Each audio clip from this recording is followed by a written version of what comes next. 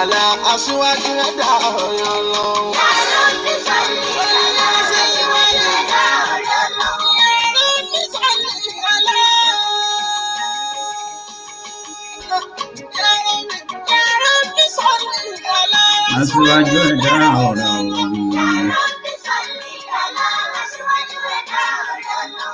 محمد أحمد نبي الله مختار منصور موسم ملك الله واسف طول الله الحمد لله رب العالمين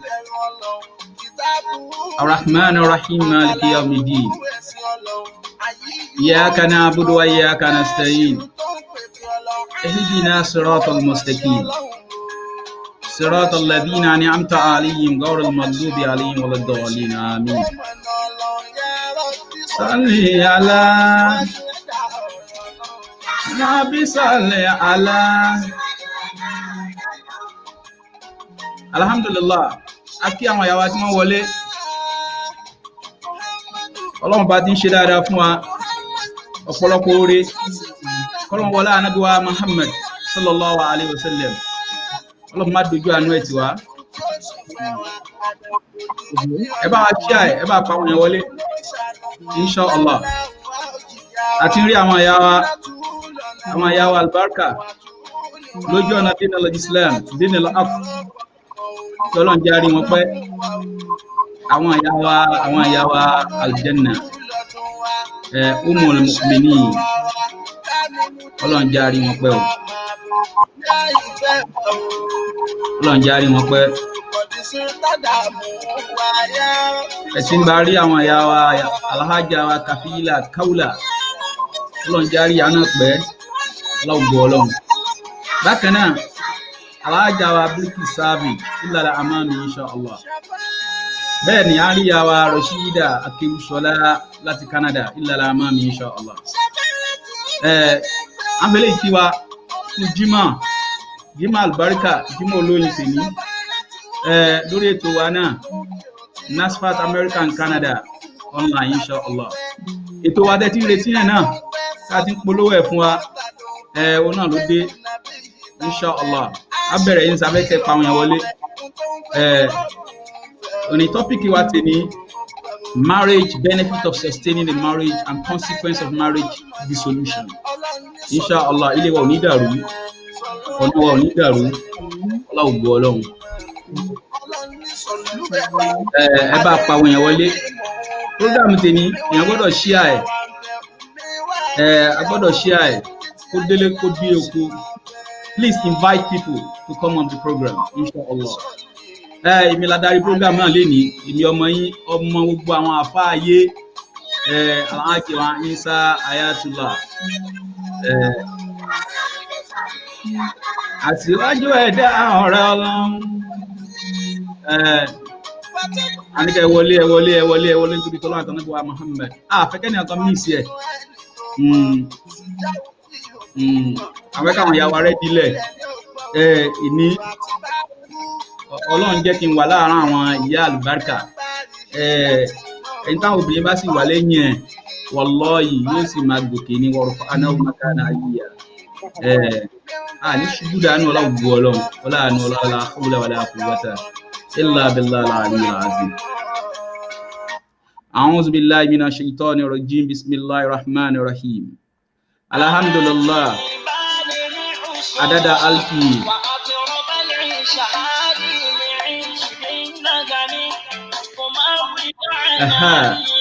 eléyìí a fi ń kí àwọn èèyàn wa wọlé ni ẹ wọlé nítorí tọ́lọ́run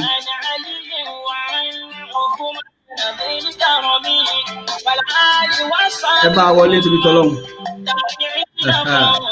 a fi lè kí àwọn ìyá wa Rashida ìyá wa Bilki Safi àti ìyá wa Kaula alìdí mọ́kàn sí dáná Muhammadan wa sallallahu mi.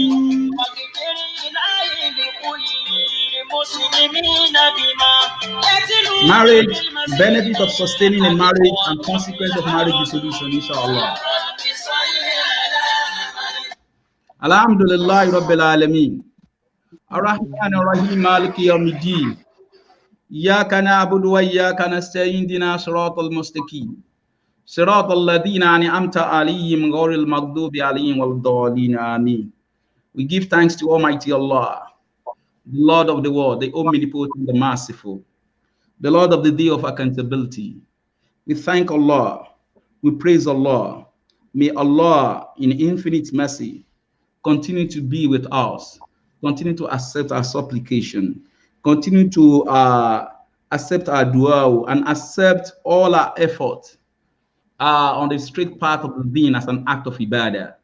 And may Allah continue to shower His blessing, His merciful on our Prophet Muhammad sallallahu alaihi wasallam, the seal of all prophets, Atim al-Anbiya, Imam al-Mursalin sallallahu alaihi wasallam. Adúpẹ́ fún Ọlọ́run, a sì ẹ̀yìn fún Ànábì wa Muhammad, ọba ọ̀gá àgbà, ọba iwájú ni, ọba ẹ̀yìn ni, ọba téèyàn ń ké pè ni, a ké pè Ọlọ́run, Ọlọ́run wa dá wa lóhùn, Ọlọ́run má fi wálẹ̀, Ọlọ́run gbọ́ Ọlọ́run. Kí Ọlọ́run wọlá Ànábì wa Muhammad sallallahu alaihi wasallam, tó gbogbo ẹni tó bá ti fi mọ̀nà, kò tún sí pé ó tún sí bí ẹni bẹ́ẹ̀ lọ́nà mọ́, Ọlọ́run má ṣì wá lọ́nà, Ọlọ́run gbọ́ Ọlọ́run.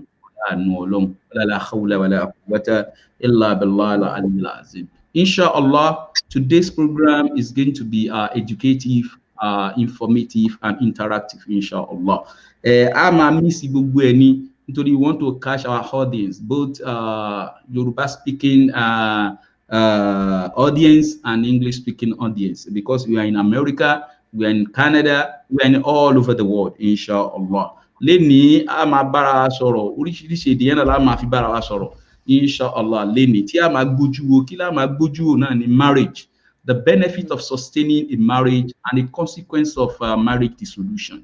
Àǹfààní wo la máa rí látara yìí pé a ní yìgì lórí, à ń fẹ́ra wa, à ń bára wa gbé lọ́nà ti Islam àti ọ̀nà ti Ọlọ́run ọba Ànábì wa Muhammad sallallahu alaihi wasallam, àti pé àwọn nǹkan wo tí ò dáa wo ló wà ń bẹ̀ tí a máa rí tí ó máa jẹ́ nǹkan tí a máa pé báyìí wo lélẹ́yìí ṣe rí báyìí nígbà tí a bá tú yìgì ká, nígbà tí a bá jọ bára gbé mọ́, nígbà tí a bá jọ lè sọ àsọyé papọ̀ mọ́, ó ní a máa gbé ojú o, a máa darí ọ̀rọ̀ lọ sí ọ̀dọ̀ àwọn guest speaker wa. Lénìí àkọ́kọ́ ìyá wa tí n kọ́kọ́ kí lórí ètò yìí, òun náà ni Alhaja wa Kafilat Kaula, tí mo máa ń like láti máa pè wọ́n ní ọmọ Muhammad Rufai, torí mo like orúkọ yẹn púpọ̀. Kí Ọlọ́run bá ṣe dáadáa fún ìyá wa. Ẹ má rò pé àwọn kọ́ ni a gbé wa, ìyàwó sàlámù sílẹ̀. Assalamu alaikum wa rahmatullahi wa barakatuh.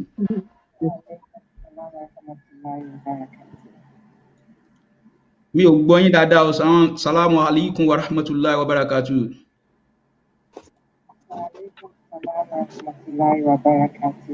Ìyá wa Rashida ló ń sọ̀rọ̀. Alhaja wa Kaula, mi ò gbọ́ yín o. Assalamu alaikum. Alhaja wa Kaula, assalamu alaikum. Assalamu alaikum. Ìyá wa Kaula, assalamu alaikum. Ẹ bá access mic yín yẹn. Ó dà pé wọn gbọ́ mi dáadáa. Naam. Ìyá wa Alhaja wa Kaula nìyẹn, inshallah. A ti gbọ́ yín báyìí. Bákan náà, a rí ìyá wa the Women Secretary UK and Highland, Alhaja wa Bilkis Safej. Assalamu alaikum wa rahmatullahi wa barakatuh. Wa alaikum salam wa rahmatullahi wa barakatuh. Just for clarification, former Women Secretary 2012 to 2014. Naam, former Women Secretary, inshallah. Once a women leader is a women leader. Kí Ọlọ́run bá ṣe dáadáa fún Ọlọ́run gbọ́ Ọlọ́run. Bákan náà, a rí ìyá wa Rashidat Akewusola, the Secretary of Pay Region Canada, Nasrullah Al-Fati. Assalamu alaikum wa rahmatullahi wa barakatuh. Wa alaikum salam wa rahmatullahi wa barakatuh. Naam, alhamdulillah. Àkọ́kọ́ ọ̀rọ̀ tí ìyàwó bá wa gbójú o yóò kọ́kọ́ lọ sọ́dọ̀ Alhaja Kafilat Kaula. Ìyá wa, tí a bá wo ìgbéyàwó pẹ̀lú súnà Ànábì wa Muhammad sallallahu alayhi wa sallam. Kílẹ̀ lè rí bá rí gbéyẹ̀wò pé kí là ń pè ní ìgbéyàwó gangan, kí là ń pè ní ìgbéyàwó gangan lójú ọ̀nà súnà, lójú ọ̀nà Qur'an wa hadith.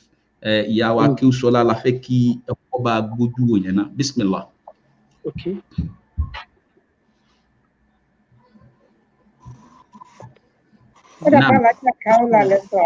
Yeah, alájà wa Rashid, alájà wa Kafilat Kaula. Bismillah. Okay. Ìgbà tí mo gbọ́ ìyá wa kí ó sọlá ló tún jẹ́ kí n hold on. Lára ẹ̀yin ni o, alájà wa Kafilat Kaula, kí là ń pè ní ìgbéyàwó gangan, kí là ń pè ní marriage. Okay. A'udhu billahi minash shaitanir rajim. Bismillahir rahmanir rahim.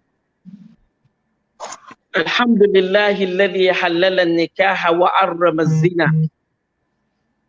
Allahumma salli wa sallim ala sayyidina Muhammadin wa ala alihi wa sahbihi wa sallim. Ní orúkọ Ọlọ́run tó tóbi, torí pé òun náà lọ́ba ọ̀gá àgbà. Olúwa yẹn ni ò ní bẹ̀rẹ̀, òun náà ni ò sì ní tán. Òun náà ni olórogún tí ọlọ́ba kan kò sì lẹ́gbẹ̀ra. Ọlọ́run ò níyàwó bèlè pé ìyàwó sọ pé òun fẹ́ gbà á. Kò sì bímọ bèlè pásọpá fẹ́ dáná lọ́dọ̀ ẹ̀. Ọlọ́run yẹn náà la kí. Bákan náà, àsìkí Ànábì wa Muhammad. Sallallahu alaihi wasallam. Ó jẹ́ pé òun ni sahibul bayan. Òun ló ṣàlàyé fún wa nínú Al-Qur'an pé ba'da a'udhu billahi minash shaitanir rajim. Ànábì ní inna adaynahu sabila imma shakiran wa imma kafura. Olúwa Ọba àlékè ọlá ló sọ fún Ànábì bẹ́ẹ̀ wípé àwọn tí mo dà sáyé ọ̀nà méjì ní ìgbésí ayé tí wọ́n máa ṣe láyé. Lọ́nà méjèèjì àti nàtíjà yẹn ẹ̀san tí wọ́n gbà níbi nǹkan méjèèjì. Ẹnì kíní kejì ó ṣe wàhálà ni. Òun náà ni àwọn ará ilé iná àtàwọn ará ilé àlùjánnà. Bí iná ṣe burú tóun, Ọlọ́run dákun mọ́ ṣe wá lẹ́ni tí ó wọbẹ̀. Àwọn kan ó ṣe wàhálà ni wọ́n fi wọbẹ̀. Iná gan èé sọ̀fẹ́. Ìwà kan làwọn èèyàn hù, wàhálà kan làwọn èèyàn ṣe tí wọ́n fi wọná. Ọlọ́run mọ́ ṣe wá lẹ́ni tí ó wọná. Àmín. Bákan náà lẹ́ni tí ó wọ àlùjánnà. Olúwa kó jọ̀ọ́ kó ṣe wá ní ẹrú tí ó ṣiṣẹ́ àlùjánnà. Ọlọ́run kó fi àlùjánnà onídẹ̀ra, Ọlọ́run kó fi ṣe ìrìnjẹ fún wa. Ǹjẹ́ bí mi òun náà ni kí ní jẹ́ nikah. Lọ́dọ̀ àwọn àgbàlagbà, wọ́n ní an-nikahu lugha, òun náà ni al-idgham. Ìtí wọ́n pè ní nikah, òun náà ni ìsókí nǹkan wọnú nǹkan, nǹkan kó wọnú nǹkan, òní jẹ́ nikah. Òun ló fi jẹ́ pé even ọ̀rọ̀ nikah ṣíṣe tó bá sọ̀rọ̀ akidu even kìí ṣe lọ́kọ àtìyàwó nìkan tá a bá sọ nikah, gbogbo ohun tó bá da èèyàn méjì pọ̀ tán méjèèjì fi ríra wọn lọ́rẹ̀ẹ́, pàápàá jùlọ tí wọ́n fi ríra wọn lọ́rẹ̀ẹ́ múlẹ̀, tí ń jẹ́ nikah nìyẹn. Ṣùgbọ́n ní ojú ọ̀nà Ànábì wa Muhammad àti lójú ọ̀nà Ọlọ́run, fúnra Ànábì sallallahu alayhi wa sallam ló sọ pé yá ummati, ẹ̀yin ìjọ mi, an-nikahu, ìdàpọ̀ mímọ́ láàrin ọkùnrin àtobìnrin, sunnati, dọ̀míru mutakallim l'Ànábì Muhammad lò. Ànábì ní an-nikahu sunnati. Ànábì ní ìdàpọ̀ mímọ́ láàrin ọkùnrin àtobìnrin, súnà wọn Ànábì wa Muhammad. Sallallahu alaihi wasallam. Àwọn ni wa man raghiba an sunnati. Ẹni tó bá wá kọ̀, àbọ̀kọ̀ ti ikún, àbó ní ẹ̀sìn tòun lòun ò fi ní gbéyàwó, àbí lòun ò fi ní lọlé ọkọ, Ànábì ní falaysa minni, kò sínú ìjọ mi. So nikah nínú òfin ẹ̀sìn, níná yíyà kan wájib ni, níná yíyà kan súnà ni, nítorí pé an-nikahu nisful ibada. Nikah sì ṣe ìdajì inú ẹ̀sìn ni. Pàápàá jùlọ téèyàn bá bá obìnrin rẹ̀, téèyàn bá gbé níyàwó, èèyàn ti ṣe ìdajì nínú ìbádà tí wọ́n ń pè nikah ni. Kí mọ́ gbà wá lásìkò. Alhamdulillahi rabbil alamin. Yàwá ti bá wa sọ tí wọ́n ń pè ní àníkà, wípé kì í ṣe láàrin ọkùnrin àtobìnrin nìkan, láàrin àtọ̀rẹ́ náà. Orí àkòrí náà bẹ́ẹ̀ ni. Wọ́n ní nìkà náà ni wọ́n jẹ́ gbọ́yẹn yé, insha Allah. Ìyàwó Alhaja wa Bilkis Savage, nìkà láti gbọ́ látẹnu Alhaja wa Kaula yẹn. But kí ni a lè pè ní the criteria or principle of having a successful marriage? Nígbà tó bá ti ní pé ìdàpọ̀ mímọ́ ni, kí wá ní criteria àti táàrí tá fi rò pé ìgbéyàwó wa yóò gbéyàwó dáadáa ni. A'udhu billahi minash shaitani rajim. Bismillahir rahmanir rahim. Alhamdulillahi rabbil alamin. A dúpẹ́ fún Ọlọ́run àṣekẹ́ àti àlàfo àná sallallahu alaihi wasallam. I'm grateful for Almighty Allah pé ẹ kò wá Ọlọ́run tó jẹ́ ká ẹ lè wá Ọlọ́run ní ìgbàlákà yín. Ẹ ṣé bọ́kọ́ fẹ́ dúpẹ́ fún ìpìtẹ́ kò wá mú tẹ̀sí pé ká wá bá yín dá sí i. Torí pé ìkọ́ tá à ń ṣe lénìí kì í ṣe fún ti ara wa nìkan bọ̀ fún àǹfààní gbogbo mùsùlùmí àti gbogbo àgbáyé ni. Bí ẹ ṣe béèrè, what is the successful criteria? What is the criteria for successful marriage? Ọ̀rọ̀ pọ̀ ju pé kọ́lọ̀ máa bá a lọ́wọ́ sí ìgbéyàwó, torí ìkọ́ tó lọ bá ti lọ́wọ́ sí láti bẹ̀rẹ̀. Ọlọ́run ó ti filẹ̀ sí pé òun lọ́wọ́ sí pẹ̀lú ògo Ọlọ́run, ọwọ́ tọ́lọ́run lọ́wọ́ sí yẹ kó di dandan. Pẹ̀lú ìwà àtòwe àti ìmọ̀ tí ọpọlọpọ bá ti wà láàrin àtọkọ àti pẹ̀lú ògo Ọlọ́run Ọlọ́run á jẹ́ kó ṣiṣẹ́. To be successful in marriage has many strands. Many strands. Àkọ́kọ́ ọbẹ̀ ni pé tèmi máa fi bẹ̀rẹ̀ ni pé àtọkọ àti ìyàwó wọn kọ́kọ́ ní ìbẹ̀rù Ọlọ́run. Torí gbogbo téèyàn bá ti ní ìbẹ̀rù Ọlọ́run, tó bá ti fi tọlọ́run ṣiṣẹ́ wá jẹ́ pé ìbẹ̀rù Ọlọ́run wà ńbẹ̀. And prayerfulness is a key essential for me. The fear of Allah is very, very important. To have that pious that Allah comes first and both of them have to worship Allah. The second thing I will put forward that I will say for a successful marriage, especially for those of us in diaspora, because we face many challenges, is to have patience. Patience. Patience tó pé àwọn ìyá tó ní pé sùúrù á ṣe ṣùjú náà. Ó wá necessary, not just for people in diaspora, but people all over the world. Gbogbo tá à ń gbé sí. Torí pé ìrírí ayé tó jẹ́ pé ojoojúmọ́ ni ilẹ̀ iṣu lẹ̀ mú, the world is changing.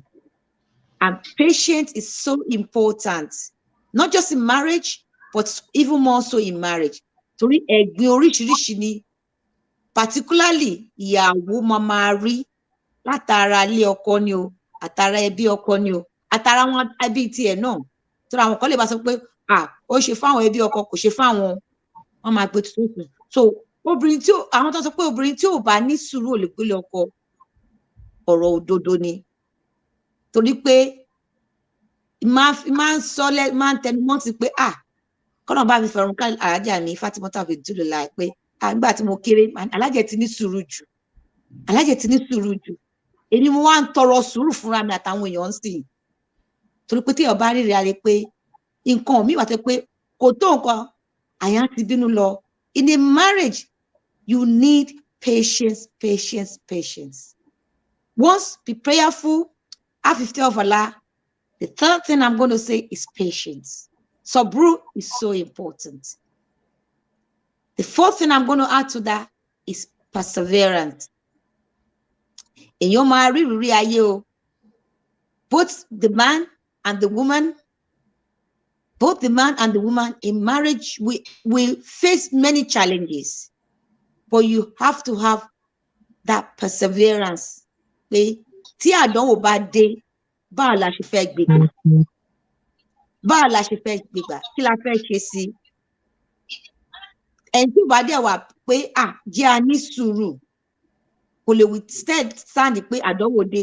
Again, particularly, not just for people in Nigeria, but for those of us in diaspora, we face too many challenges.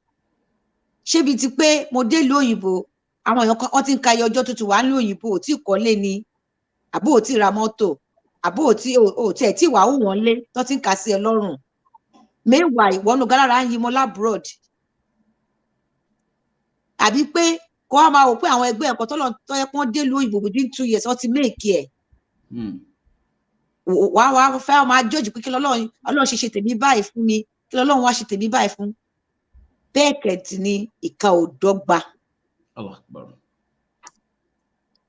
So having the fear of Almighty Allah, be prayerful, be patient, and persevere.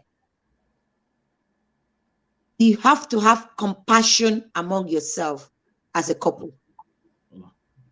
Torí pé ibi tí ò bá sí compassion pé ká láàánú ara wa inú ìgbéyàwó inú ẹbí kò lè sí rọrùn bẹ́ẹ̀. Compassion láti fàyàn mọ́ra again especially fáwọn obìnrin bí mo ṣe sọ wàá rí nǹkan tó máa bí ẹnu táwọn ẹbí tí ò bá bí ẹnu àwọn ẹbí ọkọ àwa èyí gbọ́dọ̀ fi gbọ́ wọn kára èèyàn láti wà compassionate torí tó bá wà compassionate báwo ló ṣe fẹ́ lámúmúra báwo ló ṣe fẹ́ lámújú kúrò màá dúró ń bẹ̀ yẹn. Alhamdulillah Rabbil Alamin.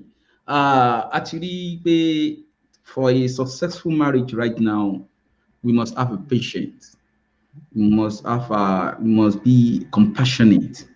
We must be accommodating. A gbọ́dọ̀ rí pé àwa náà ní self-contentment.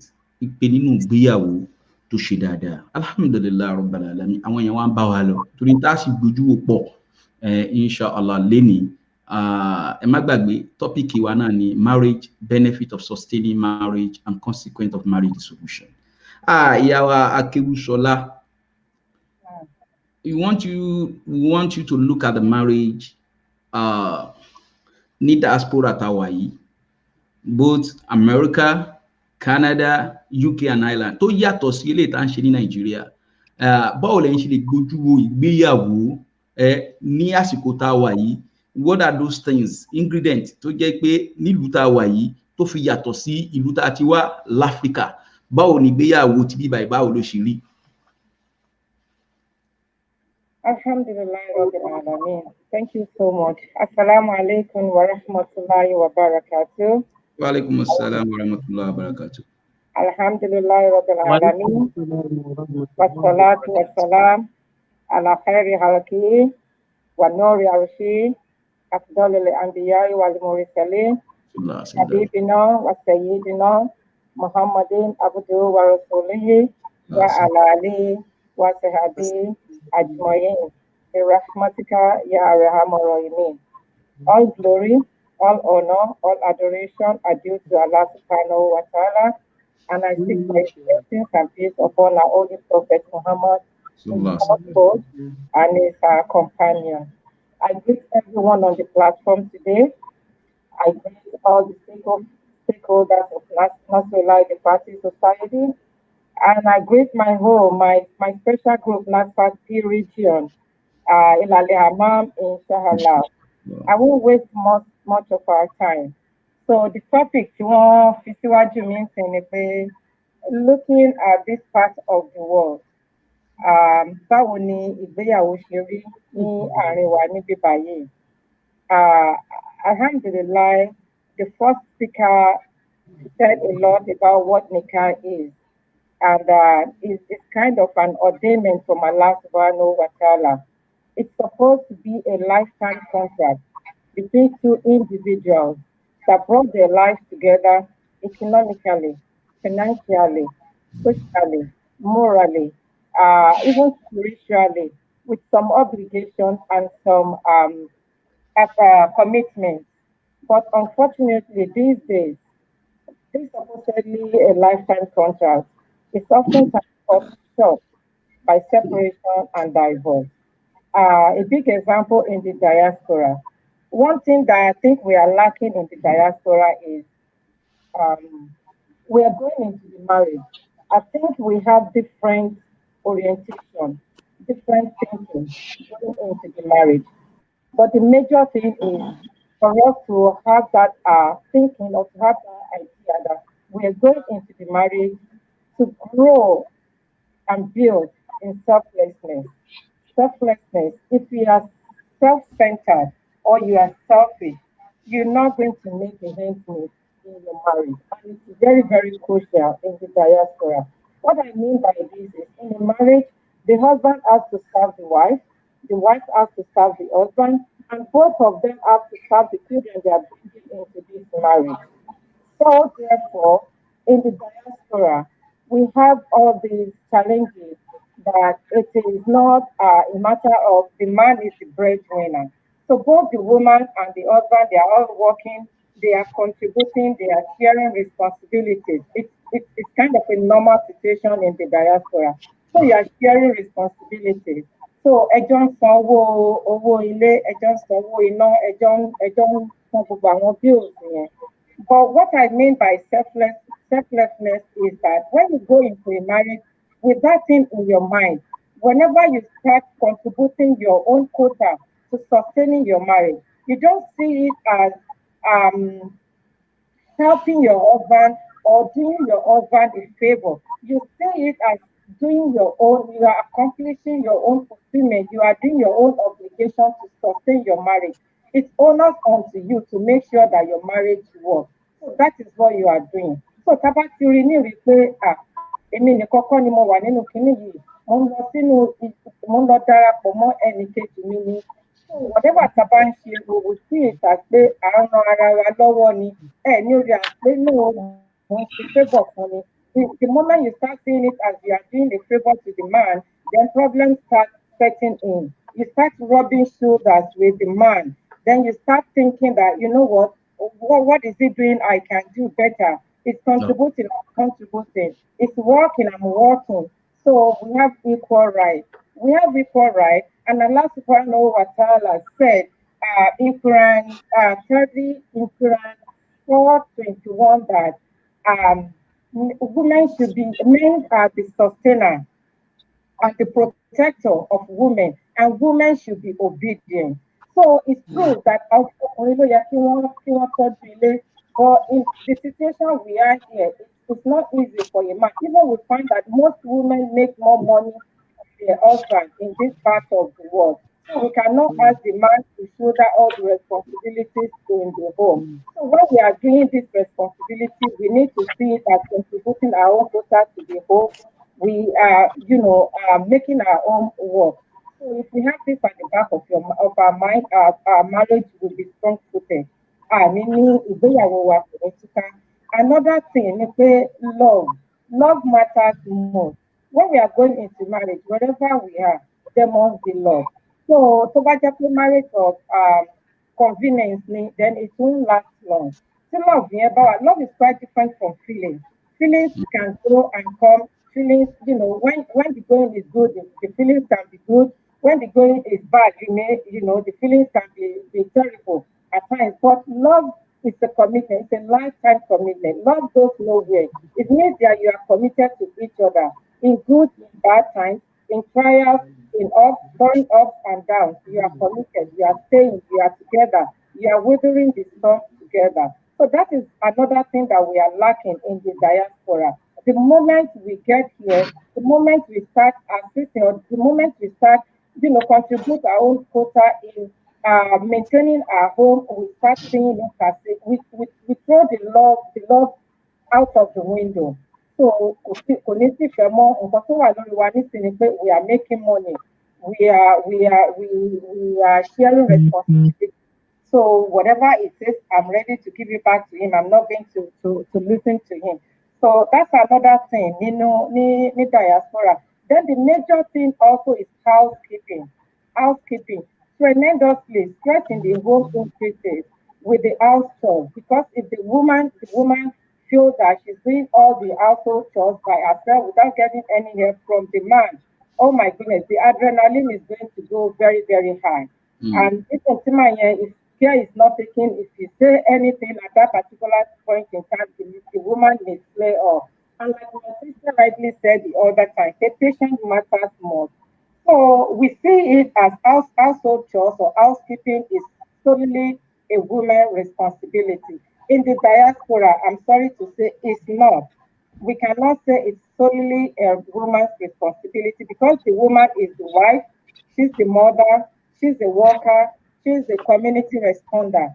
As a wife, she has to take care of the man and attend to the man's needs. As a mother, she has to take care of the children, see to their school homework, has to care for their personal needs as well. As a worker, she has to be disciplined. She has to be best. She has to be good employee to our employer. And as a community responder, she has to serve in the welfare, affairs of other people. And what is the man? The man has only one responsibility. Um, a breadwinner. He goes out, he makes money, come back, and then make the house comfortable for the woman. No, but the way where how can we go about this? That's the way to which we can go about this. That we can gain so many assistance or so much assistance from our dear husband. So what we can do is communication. Communication is huge in this situation.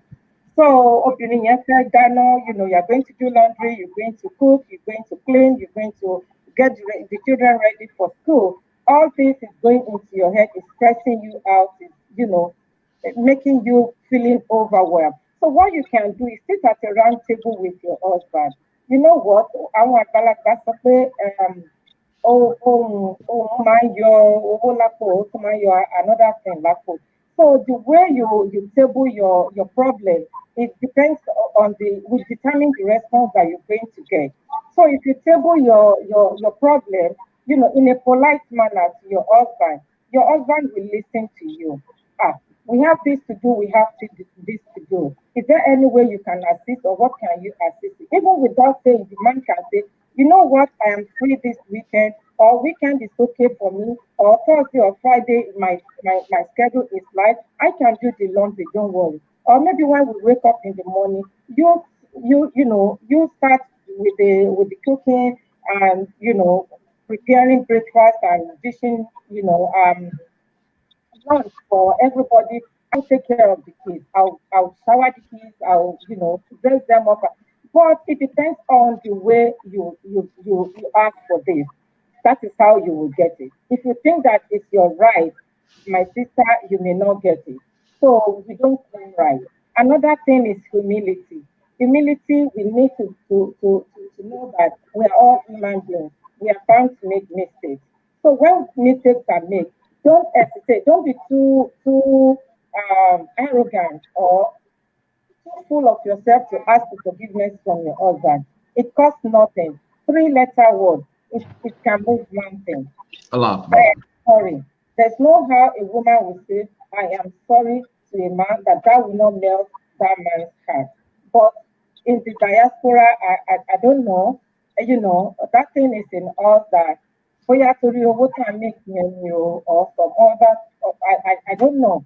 But we need to really, know the way to put our request forward to our husband so that we can get positive response from them rather than negativity.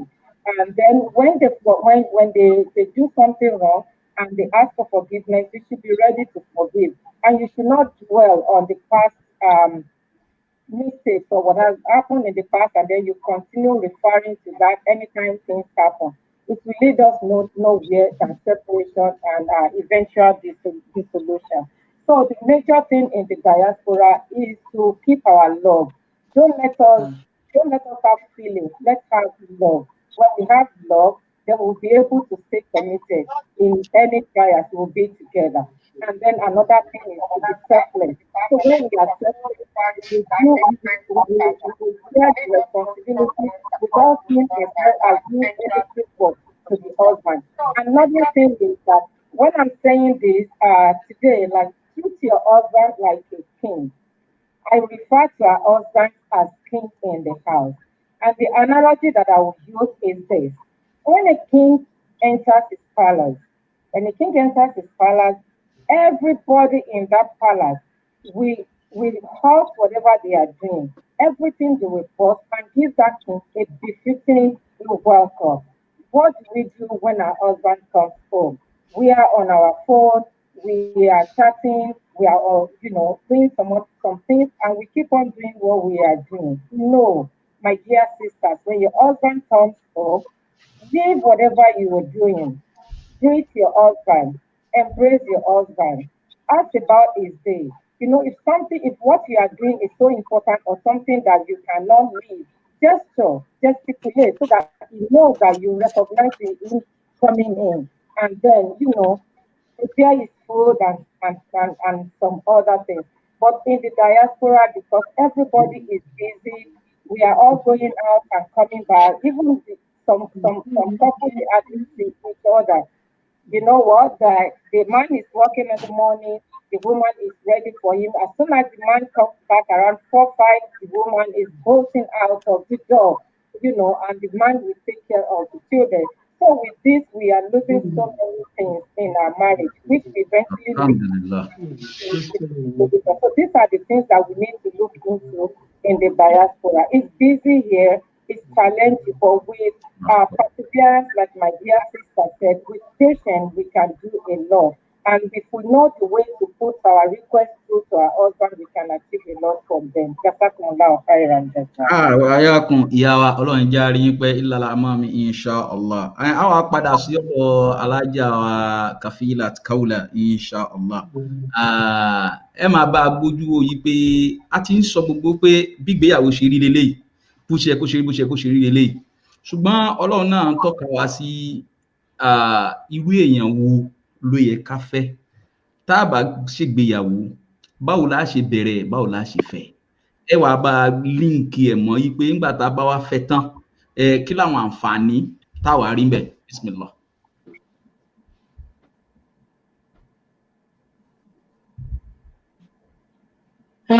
Alhamdulillahi Rabbil Alamin.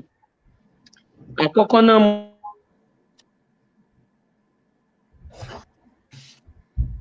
mo appreciate kí àwọn sisters tí àjọ ń ní contribution lórí topic tá à ń treat.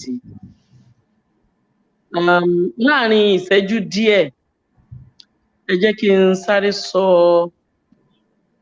àwọn qualities tá a gbọ́dọ̀ rí lọ́dọ̀ ẹni tí ó máa jẹ́ ẹni tá a fẹ́ fi ṣẹlé àbí tá a lè pè ní housewife.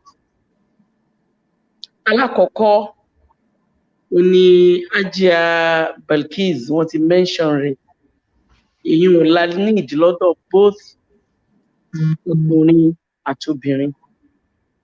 Òun náà ni ìbádà. Eléyìí wà very important. Torí Ọlọ́run ní Akimu Salata li dhikri.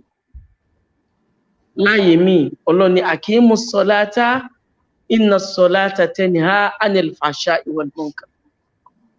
Ọlọ́run ní ẹ kírun fún mi torí pé ìrun yóò máa mú yín kúrò níbi ìbàjẹ́ àti ọ̀tẹ̀ àti tẹ̀mbẹ̀lẹ̀kun, yóò máa jẹ yín pa lọ bí iṣẹ́. Ọ̀rọ̀ Ànábì wa Muhammad sallallahu alaihi wasallam, Ànábì ní ya ma'ashara shabab, ó ní man istata'a minkumul ba'a falyatazawwaj. Ànábì ní ẹ̀yin ọ̀dọ́kùnrin àtọ̀dọ́bìnrin min ba'di ilmi wa tuqa. Lẹ́yìn ìgbà tẹ́ ti ní knowledge, tẹ́ ti combine it with moral, tẹ́ need ní kẹ́ ẹ jẹ́ ẹni tó máa wà responsible. Lẹ́yìn ọ̀rọ̀ yẹn, ó ṣe nínú yàtọ̀ sí ìbádà.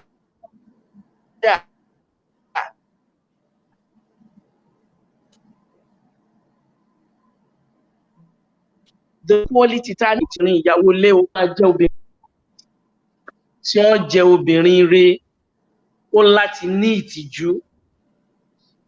Àìsí ìtìjú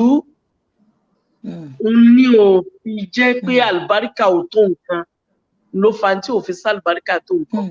Ọ̀pọ̀lọpọ̀ ọmọ ìsìn ló pin jù. A gbọ́dọ̀ wo ìtìjú lára obìnrin tá a fẹ́ fẹ́.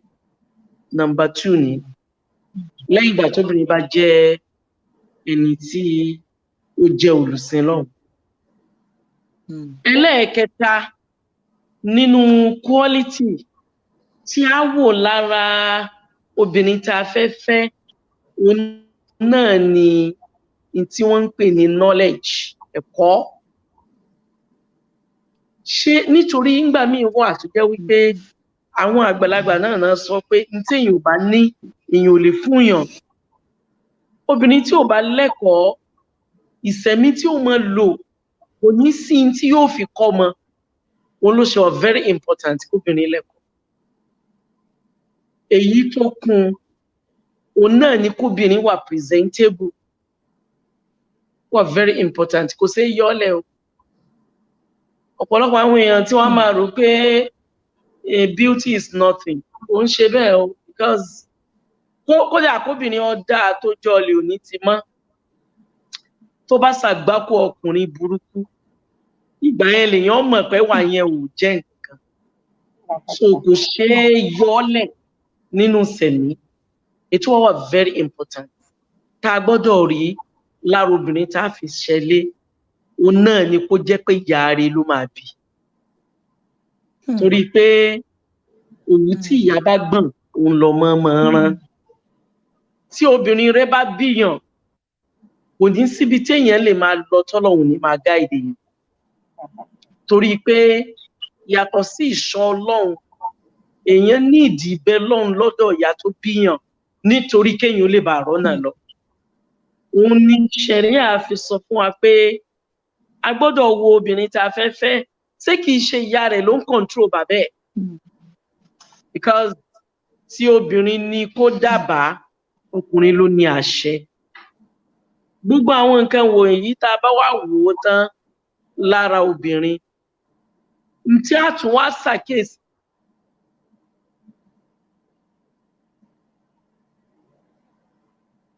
jù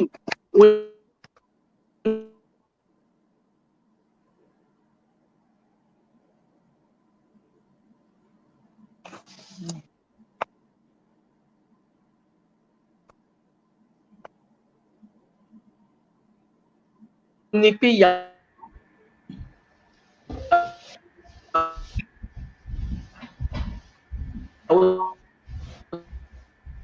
network nìyẹn wọn láti Nàìjíríà nìyẹn.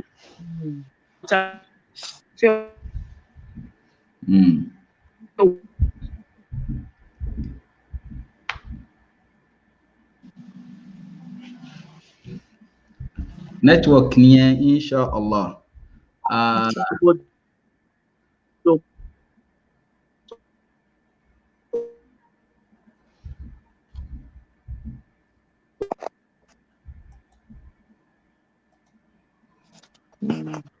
Network nìyẹn insha Allah, network nìyẹn insha Allah.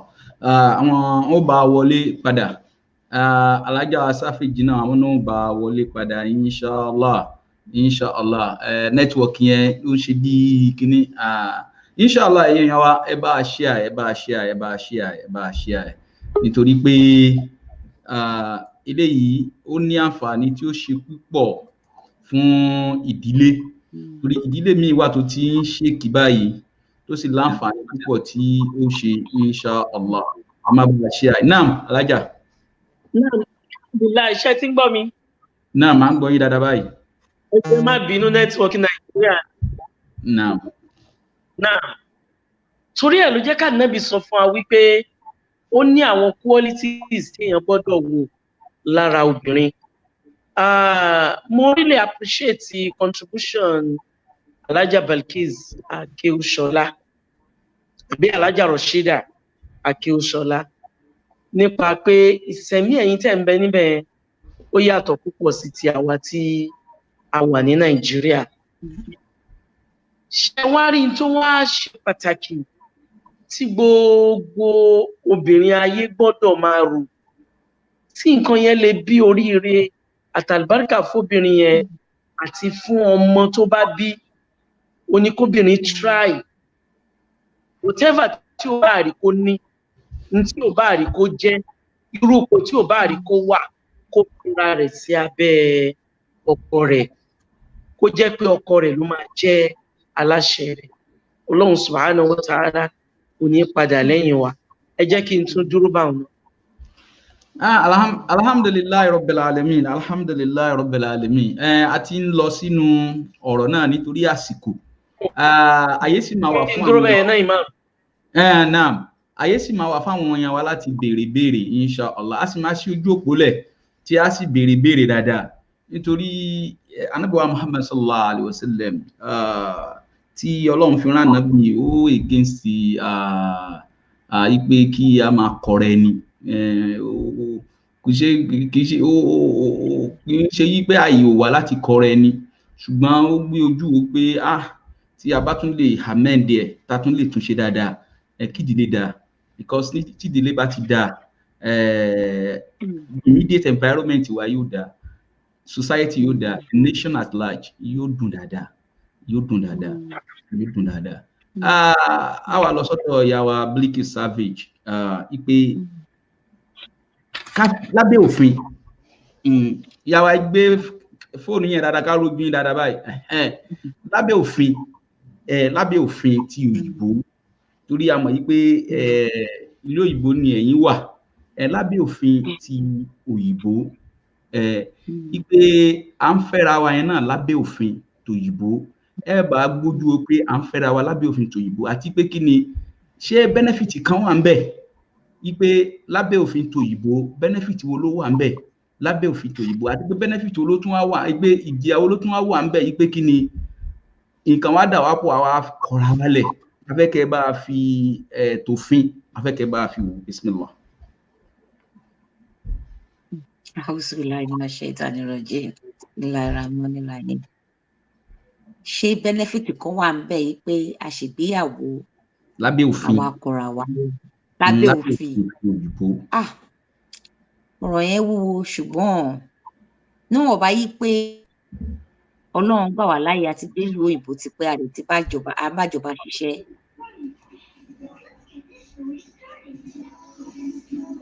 Tí a bá wò ní abẹ́ òfin, kò sí benefit ń bẹ̀ o, pé torí àwọn èèyàn gbà yí pé benefit wà ń bẹ̀ ni o, ṣùgbọ́n pé òun ìyá ń dágbé àtọmọ, benefit wo ló wà ń bẹ̀?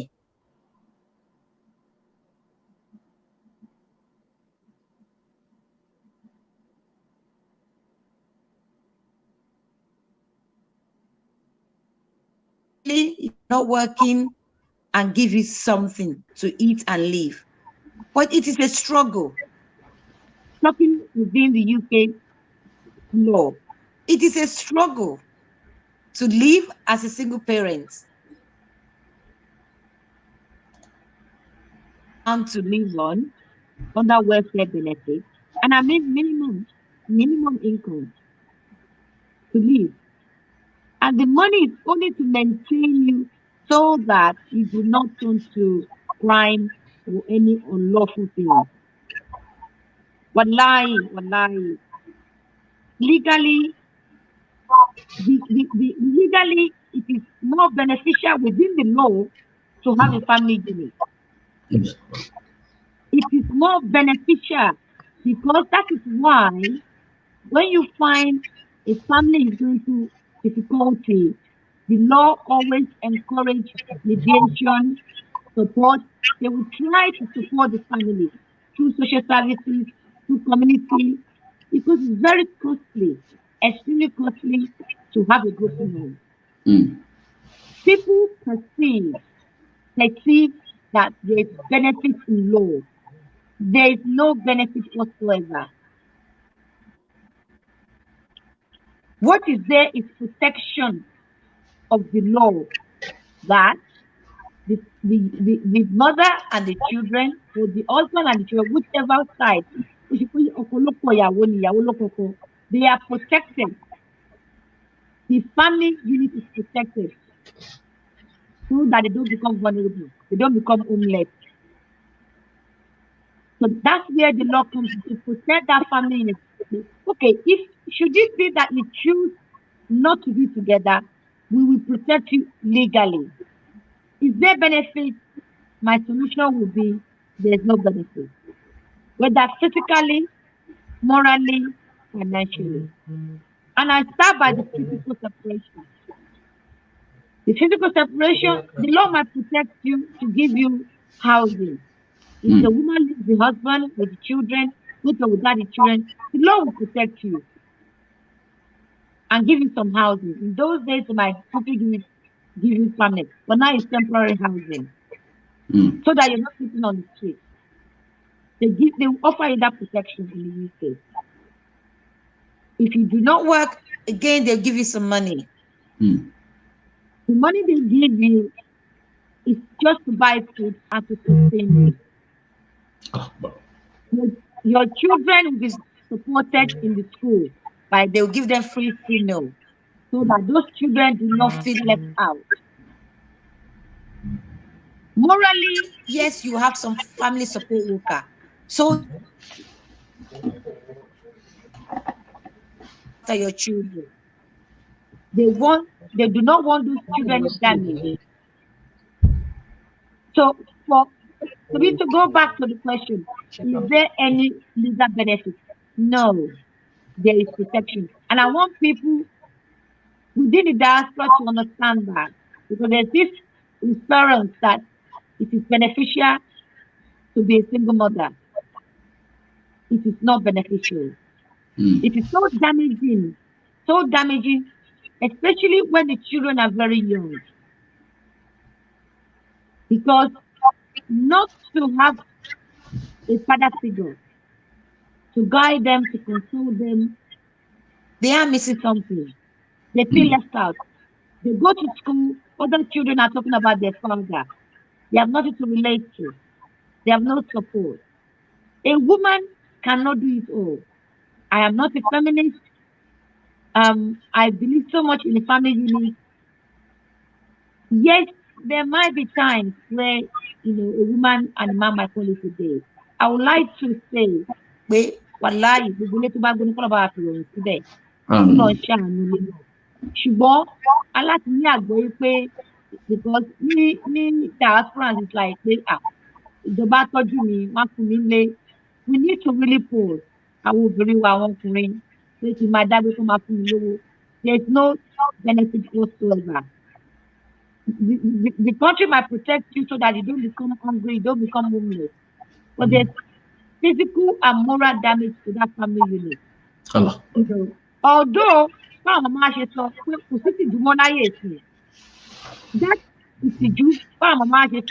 it is a big part of what I say, and I'm so happy Alaja Kala mentioned that. Ìyàwó tí ò bá ní tìjú, obìnrin tí ò bá ní tìjú, iṣẹ́ ńlá ni o. Iṣẹ́ ńlá ni. Torí pé tí ò bá mọ̀ pé ìtìjú ni pé ọmọ ò ní bàbá, àwùsùlà nínú ṣètánì rọ̀jìm. Ìtìjú ni, and wherever we are in Nigeria, in diaspora, the women has to reflect on that. I believe we're going through a period of reflection. I believe this is a time for us to reflect, and I'm so happy you've brought about this program, because I'm not perfect, nobody is perfect, but we really need to reflect. Ní àṣà Yorùbá, ní àṣà Mùsùlùmí, nílẹ̀ Káàárọ̀ Oòjíire, wherever we are, we need to understand there are certain things. Pé mò ń dá gbé, mi ò lọ́kọ, mi ò lọ́mọ, kéèyàn dìídì sọ pé nǹkan tó fẹ́ ṣe ni. Kò sí nǹkan tó jọ bẹ́ẹ̀ ní Islam, kò dẹ̀ sí nǹkan tó jọ bẹ́ẹ̀ ní àṣà Yorùbá. So we really need to pay. Tábà ròyìn pé tí ìbá lówó, tí ìbá lọ́kọ, ìjọba máa tọ́jú mi, benefit wa bẹ̀, kò sí nǹkan tó jọ. And I say more, not because pé ó dùn sọ, mo ti ṣiṣẹ́ fún ìjọba tán sanwó fún yàn, mo mọ iye tá à ń sọ fún wọn. Mo mọ iye tá à ń sọ fún wọn. And people think pé àwọn kan ṣe wọ́n live by. I always say to people, because that's another thing alájẹ káwọn ló máa understand. Mo máa rí pé àwọn kan ṣe àwọn tó ń ṣe wọn ò lè sọ fún káwọn ṣe nǹkan míì lẹ́gbẹ̀ẹ́. Let's be clear about that. People that are benefit, they don't live on the benefit money alone. Let's be clear about that. The money the government pays them, either in US, Canada, or UK, it is peanut money. Those women have other businesses and other things by the side to sustain them. It is not the money, the token money the government gives them for protection that they live with. You might see them living like a big woman, and you think, oh yes, there's benefit. No, it causes a severe damage to the children. Some children are stigmatized because the mother, because of the money, will withdraw the children from not seeing the father because she wants to maintain that social security. I'm okay. It's just a camouflage. Cover the way, okay. They want to put up that front. I want to dash, I want to that way. Ọlọ́run bá gbẹ́rù wa, Ọlọ́run má ṣe wá ládàgbé. Torí pé nǹkan ńlá ni jẹ́ pé I've seen some video recently tẹ́nìkan tó bú wa. Ó bú wa pé àwa tá wà ní diaspora pé à ń ṣe single parent, à ṣe wá ń ṣe single parent láti sọ dáṣà. Kò sí nǹkan tó ń dáṣà yẹn nílẹ̀ Yorùbá kò sí ní sí. Ṣùgbọ́n tí ilé bá dé sí tó position yìí pé Ọlọ́run kò because lè ní kókò sí pé àwọn ìyàwó kan ò ní dà o. Tó bá dé position yẹn, ìyẹn òun ni wáyé pé kí n máa lọ tẹ̀bà sí pé mo ti rí ibi tí máa jókòó sí lórí benefit. Because torí pé wọ́n máa fi pé owó yẹn, most people that do like I said, I can personally say to you, 95% of them, they're doing something else behind the scenes. Ṣàṣà ó wọ́pọ̀ náà sọ pé they live on benefit, solely on benefit money. Solely on benefit money. Àwọn tó bá níbẹ̀rẹ̀ náà fẹ́ pé wọ́n gbà fọ́lọ́ pé àdánwò bá àwọn ìgbéyàwó yẹn kò tòrò, ìgbéyàwó yẹn báwọn ṣe èrò kọ́ ni wọ́n wá gbà fọ́lọ́ wọ́n jókòó táwọn ọmọ wọn tọ́ra wọn. Àwọn yẹn ni pé wọ́n ti gbà yí pé àwọn ṣègbéyàwó yẹn àwọn ṣe tọkàntọkàn Ọlọ́run wá kọ̀ yí pé kò bọ́ sí wọ́n á jókòó tọ́ Ọlọ́run á tà àwọn ọmọ wọn. Torí pé tó bá kúrò ní ìgbéyàwó ẹ̀ bóyá ọkọ ó lù wọn ni àbí gbogbo ẹsẹ̀ ti dojú rú wọn ọ̀rọ̀ lọ wọn á sì jẹ́ kí n dákú jókòó fún máa tọ́mọ yìí. Ìyẹn lálẹ́ tó pé Ọlọ́run kádàrá wọn á fèsì láìpẹ́ pẹ̀lú àwọn ọmọ wọn. Bí ẹ̀ wá ní pé mo ń dágbé mo ń rí ayọ̀ ń bẹ̀ torí pé ìjọba fún mi lówó. Owó tó ń fi owó jẹun ni o. Wọ́n dẹ̀ fún ẹ ló wá sanwó lé fún ẹ. There is lasting damage for the children particularly. Especially time when people under 18, it's a lasting damage for them. I know some children, and I'm talking about almost 30 years ago, over 30 years when I was in boarding school. That one question, that one colleague, one experience, and it was quite traumatic because my experience of party, about to know you, bàbá àwọn ò lè tọ́jú àwọn nǹkan tí ìyá wọn ṣe wọ́n wá kọ́ wọ́n wá ń reflect. Àwọn ọmọdé òun gbàgbé nǹkan kò sí bẹ́ẹ̀ ṣe lè ṣe kò sí bẹ́ẹ̀ ṣe lè ṣe pé ẹ máa rò pé wọn mọ̀ ni gbogbo nǹkan tó ń lọ rí, which is why I say morally is damaging, physically is damaging, financially is damaging. There's no benefit. Morally yẹn dẹ̀ ni the other ti jẹ́ pé aláti mọ̀ pé kí àwọn ọmọ wa má kọ́ àṣà yẹn because like alájà sọ wọ́n ní ìyàwó tó máa da ìgbéyàwó tó máa da káwọn ìyá ìyàwó. Nǹkan táwọn ọmọdé bá rí lọ́wọ́ ìyá náà máa mú ṣe because if you are living alone and you're raising your child as a single parent and you feel that is a morally justifiable thing to do and you turn it to an empire, what are you teaching your children? Ṣé ẹ rí mi báyìí ní ọkọ tó ṣe o? Náà màá rí yín à ń gbọ́ yín dáadáa à ń gbọ́ yín. Okay, ní ọkọ tí mo so if you're teaching your children everything, it's better to be a single parent. Kọ́ wọn lọ́nà tó dáa. Ó wà morally damaging fáwọn ọmọ yẹn torí ọjọ́ iwájú. Very, very morally damaging. Ṣé ẹ rí mi? Àárín o kámẹ́rà yín yẹn ó ti lọ. Okay. Kámẹ́rà yín. Okay. Thank you. Morally, the woman model. The woman is not showing good role model. And that is another big part. Tí òbí bá rò pé mo fẹ́ máa dágbé kí máa dá táwọn ọmọ ayé kan wà ń bẹ̀. Kí ló ń kọ́ àwọn ọmọ yẹn? òun ni alájà sọ pé ẹni tí ò ní mọ̀ ò lè kọ́yàn ní nǹkan nínú marriage. Kí ló ń kọ́ àwọn ọmọ tó bí, especially àwọn ọmọ obìnrin, kábọ̀sibọ́sí ọmọ ọkùnrin? What are you teaching your children? Are you saying that's the way of life? That's the way to live? Torí ẹ̀, iṣẹ́ wà lọ́wọ́ obìnrin. Iṣẹ́ wà lọ́wọ́ obìnrin torí pé kò tá bá kàn àwọn ọmọ wa náà máa ṣe. Especially àwọn obìnrin, kò tá bá kọ́ wọn náà máa pick up. Tó bá dẹ̀ wá kékeré, tá bá fi pé mi ò fẹ́ gbélé ọkọ torí pé mo fẹ́ máa ṣe nǹkan tó wù mí, mi ò fẹ́ ní tẹríba fọ́kọ bí alájà ṣe sọ, mi ò fẹ́ ní tẹríba kọ, mi ò fẹ́ ní sùúrù, mi ò fẹ́ jẹ́ kẹ́ni kankan bá mi ṣe, mi nìkan náà mo wà láti wà in control. Kí la fẹ́ táwọn ọmọ tá à ń bí, kí la fẹ́ kàn ṣe? Ta ló fẹ́ train wọn? Ta ló fẹ́ kọ́ wọn? Iṣẹ́ màmá nìyẹn láti sọ fún wọn pé ilé ọkọ iṣẹ́ ni, ṣùgbọ́n ó máa mì ẹ́, but ó máa ní sùúrù ni. So going back to nǹkan tẹ́ gbé kalẹ̀ aláàjì yìí pé tó bá dàrú ṣé legal benefit? Kò sí benefit.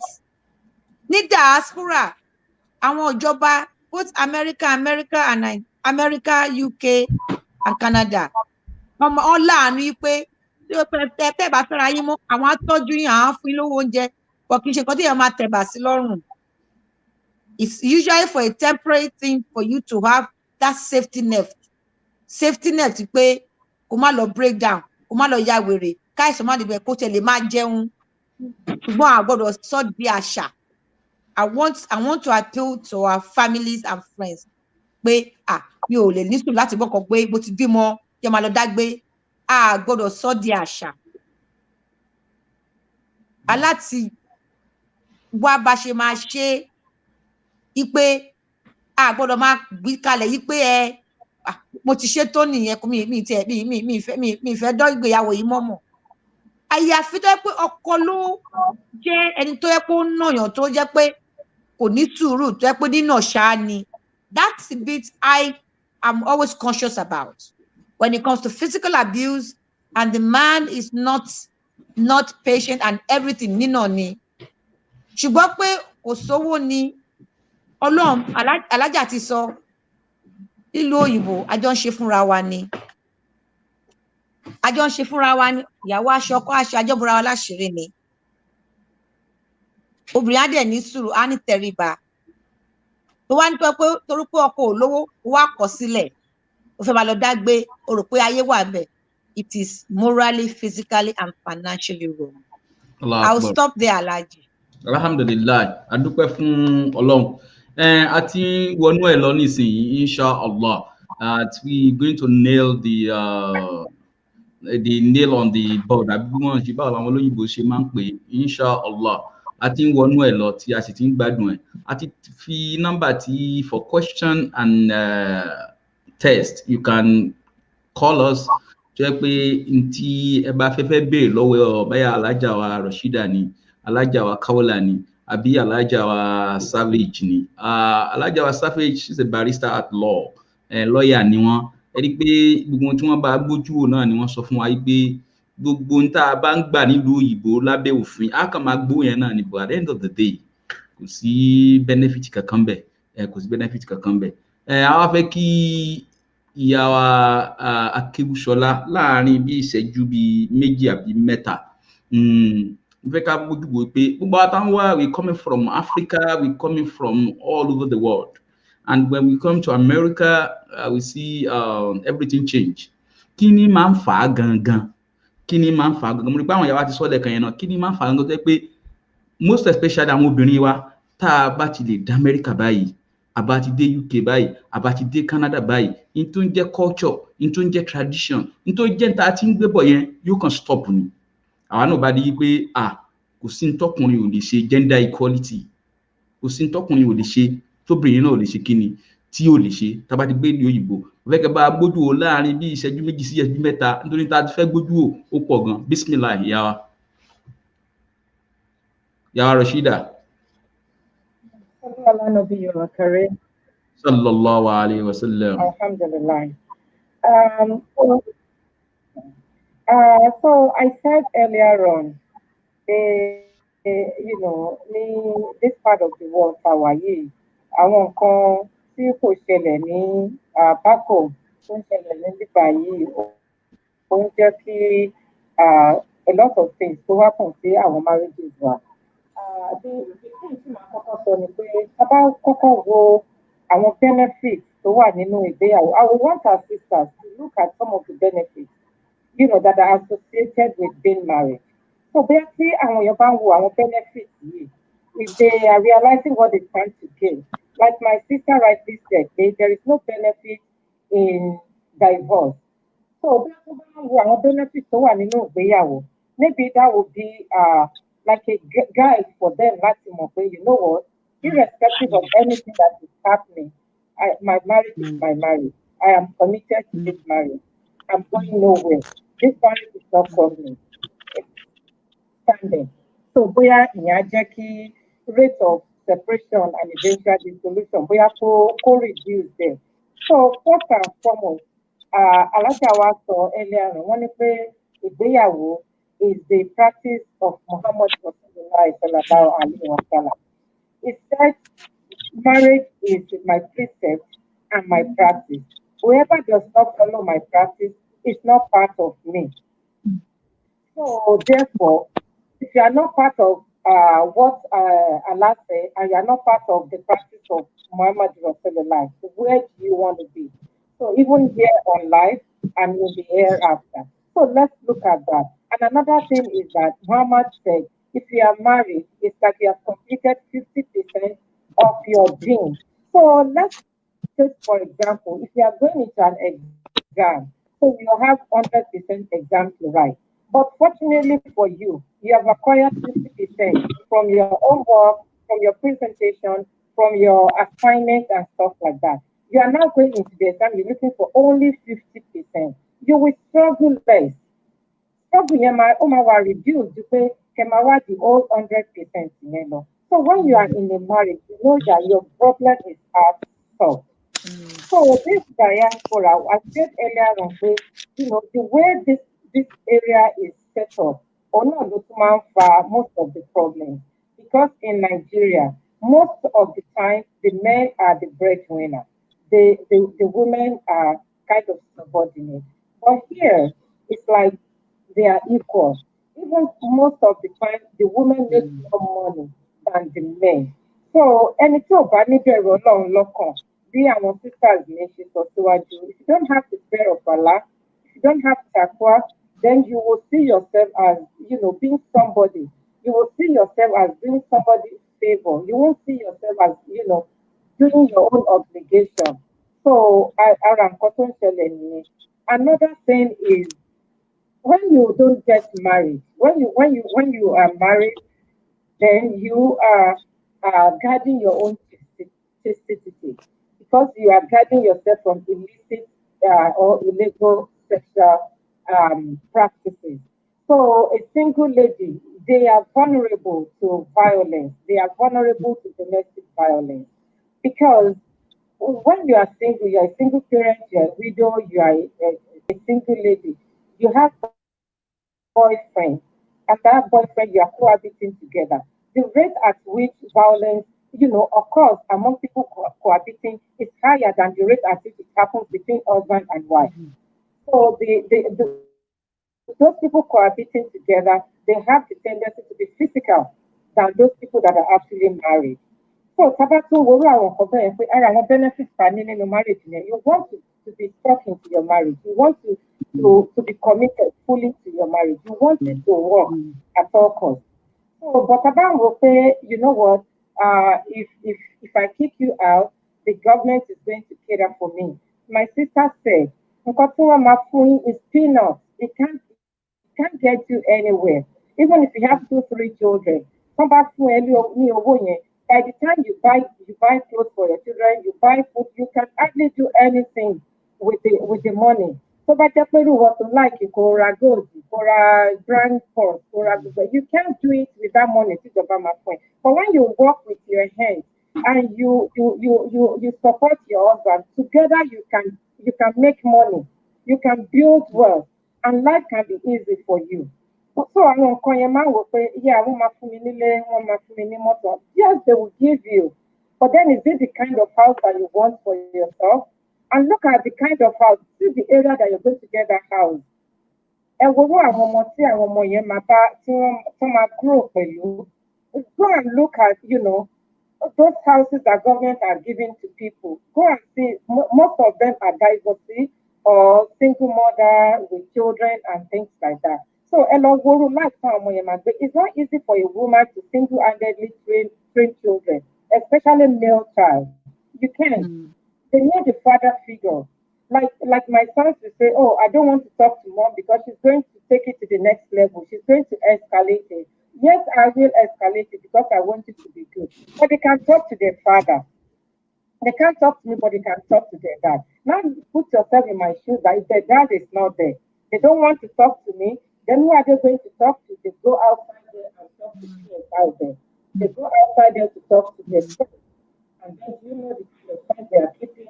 From there, they start smoking marijuana, they start drinking, they start doing all sorts of things. And by the time they are 18, they want to leave your home. What do you stand to gain?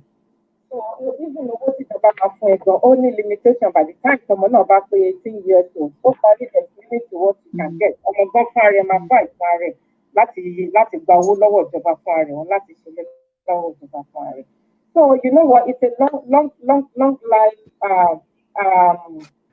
problem if we don't keep our own. So you might waste the time for like the Alaja Savage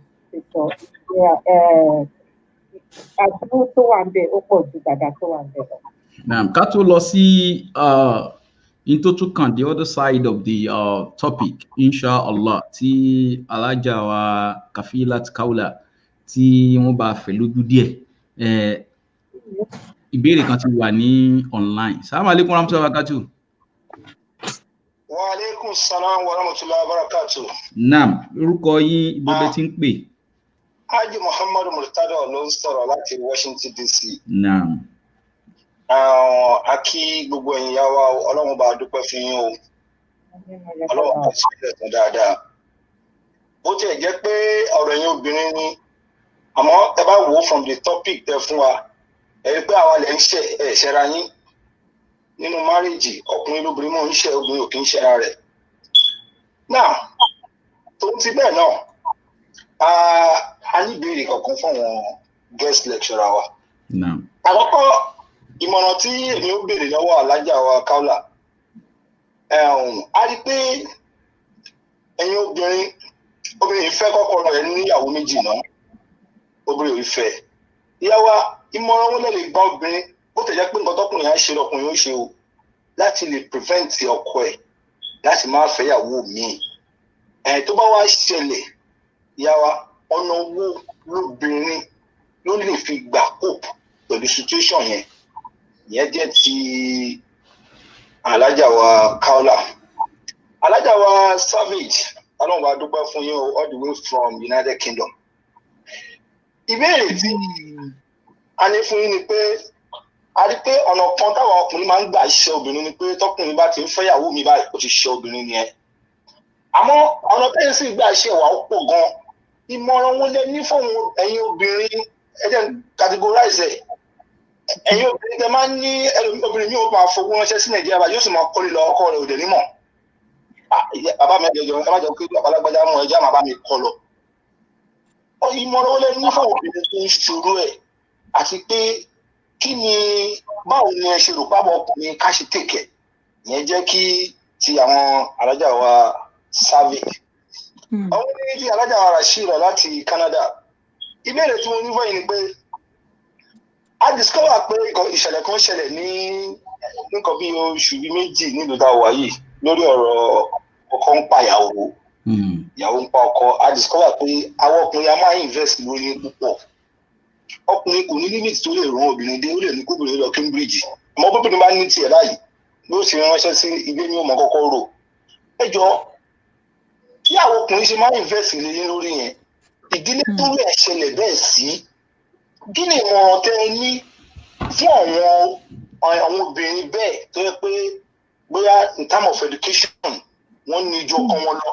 Báwo ló ṣe jẹ́ kí wọ́n tọ́nà lórí ìtòrò ọkọ bẹ́ẹ̀ tí òfin ní mú ìdààmú àti wàhálà bá ilé wọn. So these are the 3 questions tí mo ní fún each lecturer. Jazakumullahu khairan jaza. Ọlọ́run bá ṣe dáadáa fún yín Alhaji wa Murtado Adébúlé. Ìyá wa Kaula, bismillah.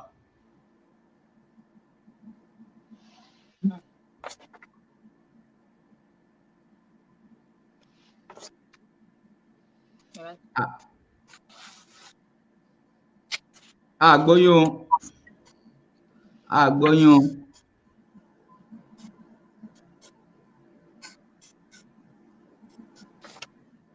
dáadáa o.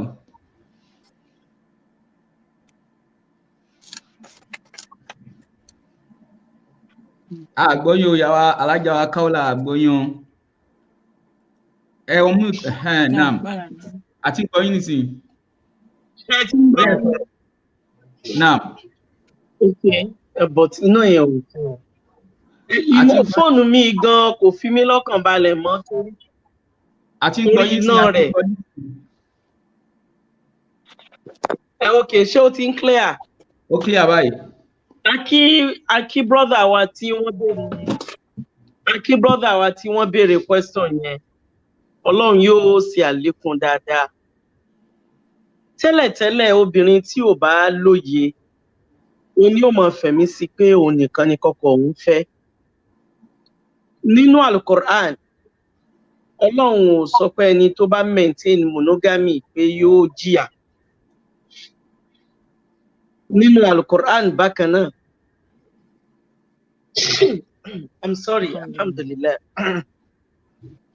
Ọlọ́run sọ pé ẹni tó bá maintain polygamy pé ìkẹrì ó pọ̀ jù yadikumullah.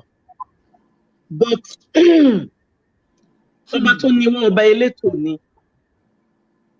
ìgbéyàwó àti muamala ọkùnrin àtobìnrin ó máa ń ní àwọn tí máa ń ṣe sábàbí kóbìnrin ó ju ẹyọ kan lọ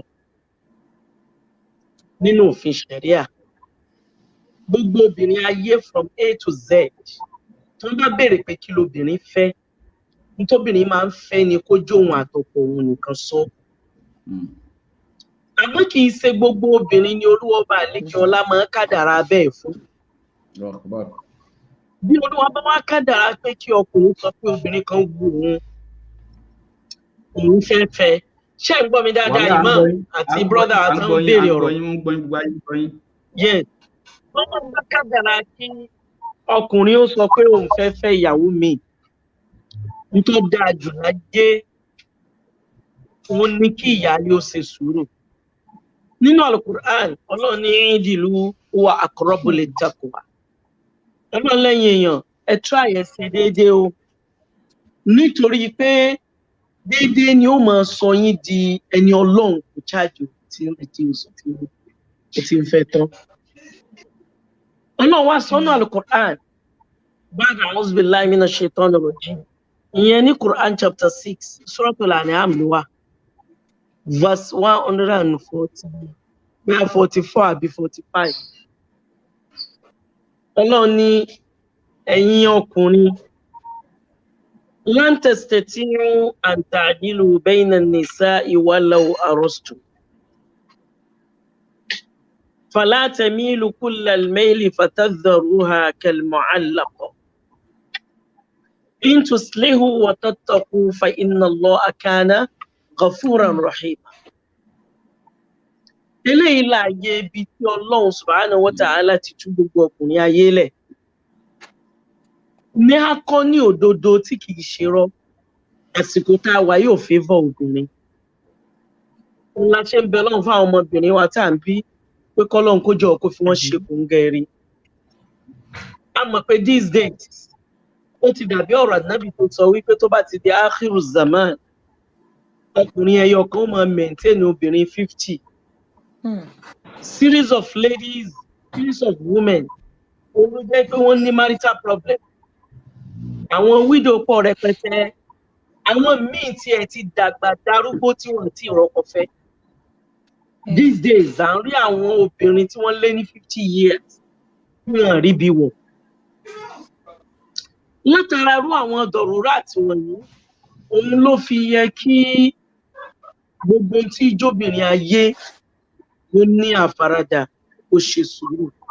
Ọlọ́run kó wá bá wa fún ẹ̀yin ọkùnrin ní ṣe fi lè maintain tí wọ́n ń pè ní ádìlù láàrin ọkùnrin àti obìnrin.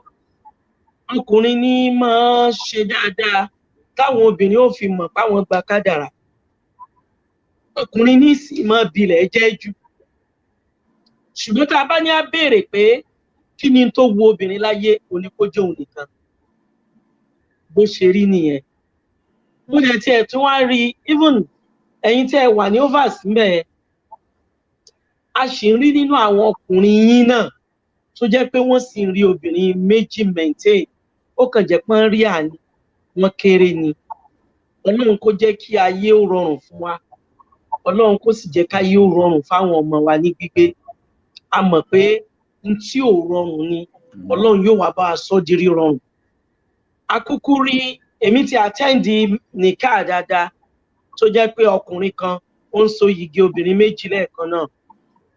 Mo attend nìkáà tó jẹ́ pé lọ́jọ́ kan náà ọkùnrin so yìgì obìnrin mẹ́ta kì í ṣe èèwọ̀ nínú fẹ̀sì. Kò kí ń ṣe crime, it's not a crime. Láti ronú bẹ́ẹ̀ àbí láti ṣe bẹ́ẹ̀. Tọkùnrin ẹ bá rí pé òun ti ní àwọn qualities tó máa fi maintain àwọn obìnrin yẹn. Alákọ̀ọ́kọ́ náà ni hikma. Ẹlẹ́ẹ̀kejì ni knowledge. Knowledge ó yàtọ̀ sí hikma. Both of it ni ọkùnrin gbọ́dọ̀ ní wà very important. Èyí tó sì kẹta òun náà ni owó náfàkọ̀ tí wọ́n ń pè ní owó náà kọkùnrin ó ní àrísìkí láti fi maintain home. Èyí tó jẹ́lẹ̀ kẹrin òun náà ni agbára. Kọkùnrin ó mọ̀ jẹ́ ẹni tí yóò mọ̀ fìyà jẹ obìnrin kan tí yóò àmọ́ kẹ́ ìkan. Ó gbọ́dọ̀ ṣe ní check and balance. Ó make sure wípé òun tọ́jú àwọn ìyàwó òun. Ọlọ́run máa bá a wà pẹ̀lú gbogbo ọkùnrin ayé. Wala la hawla wala quwwata illa billah. Al-aliyyil azim. Naam, ìyá wa Savage. Ẹ ti gbọ́ question yín mà.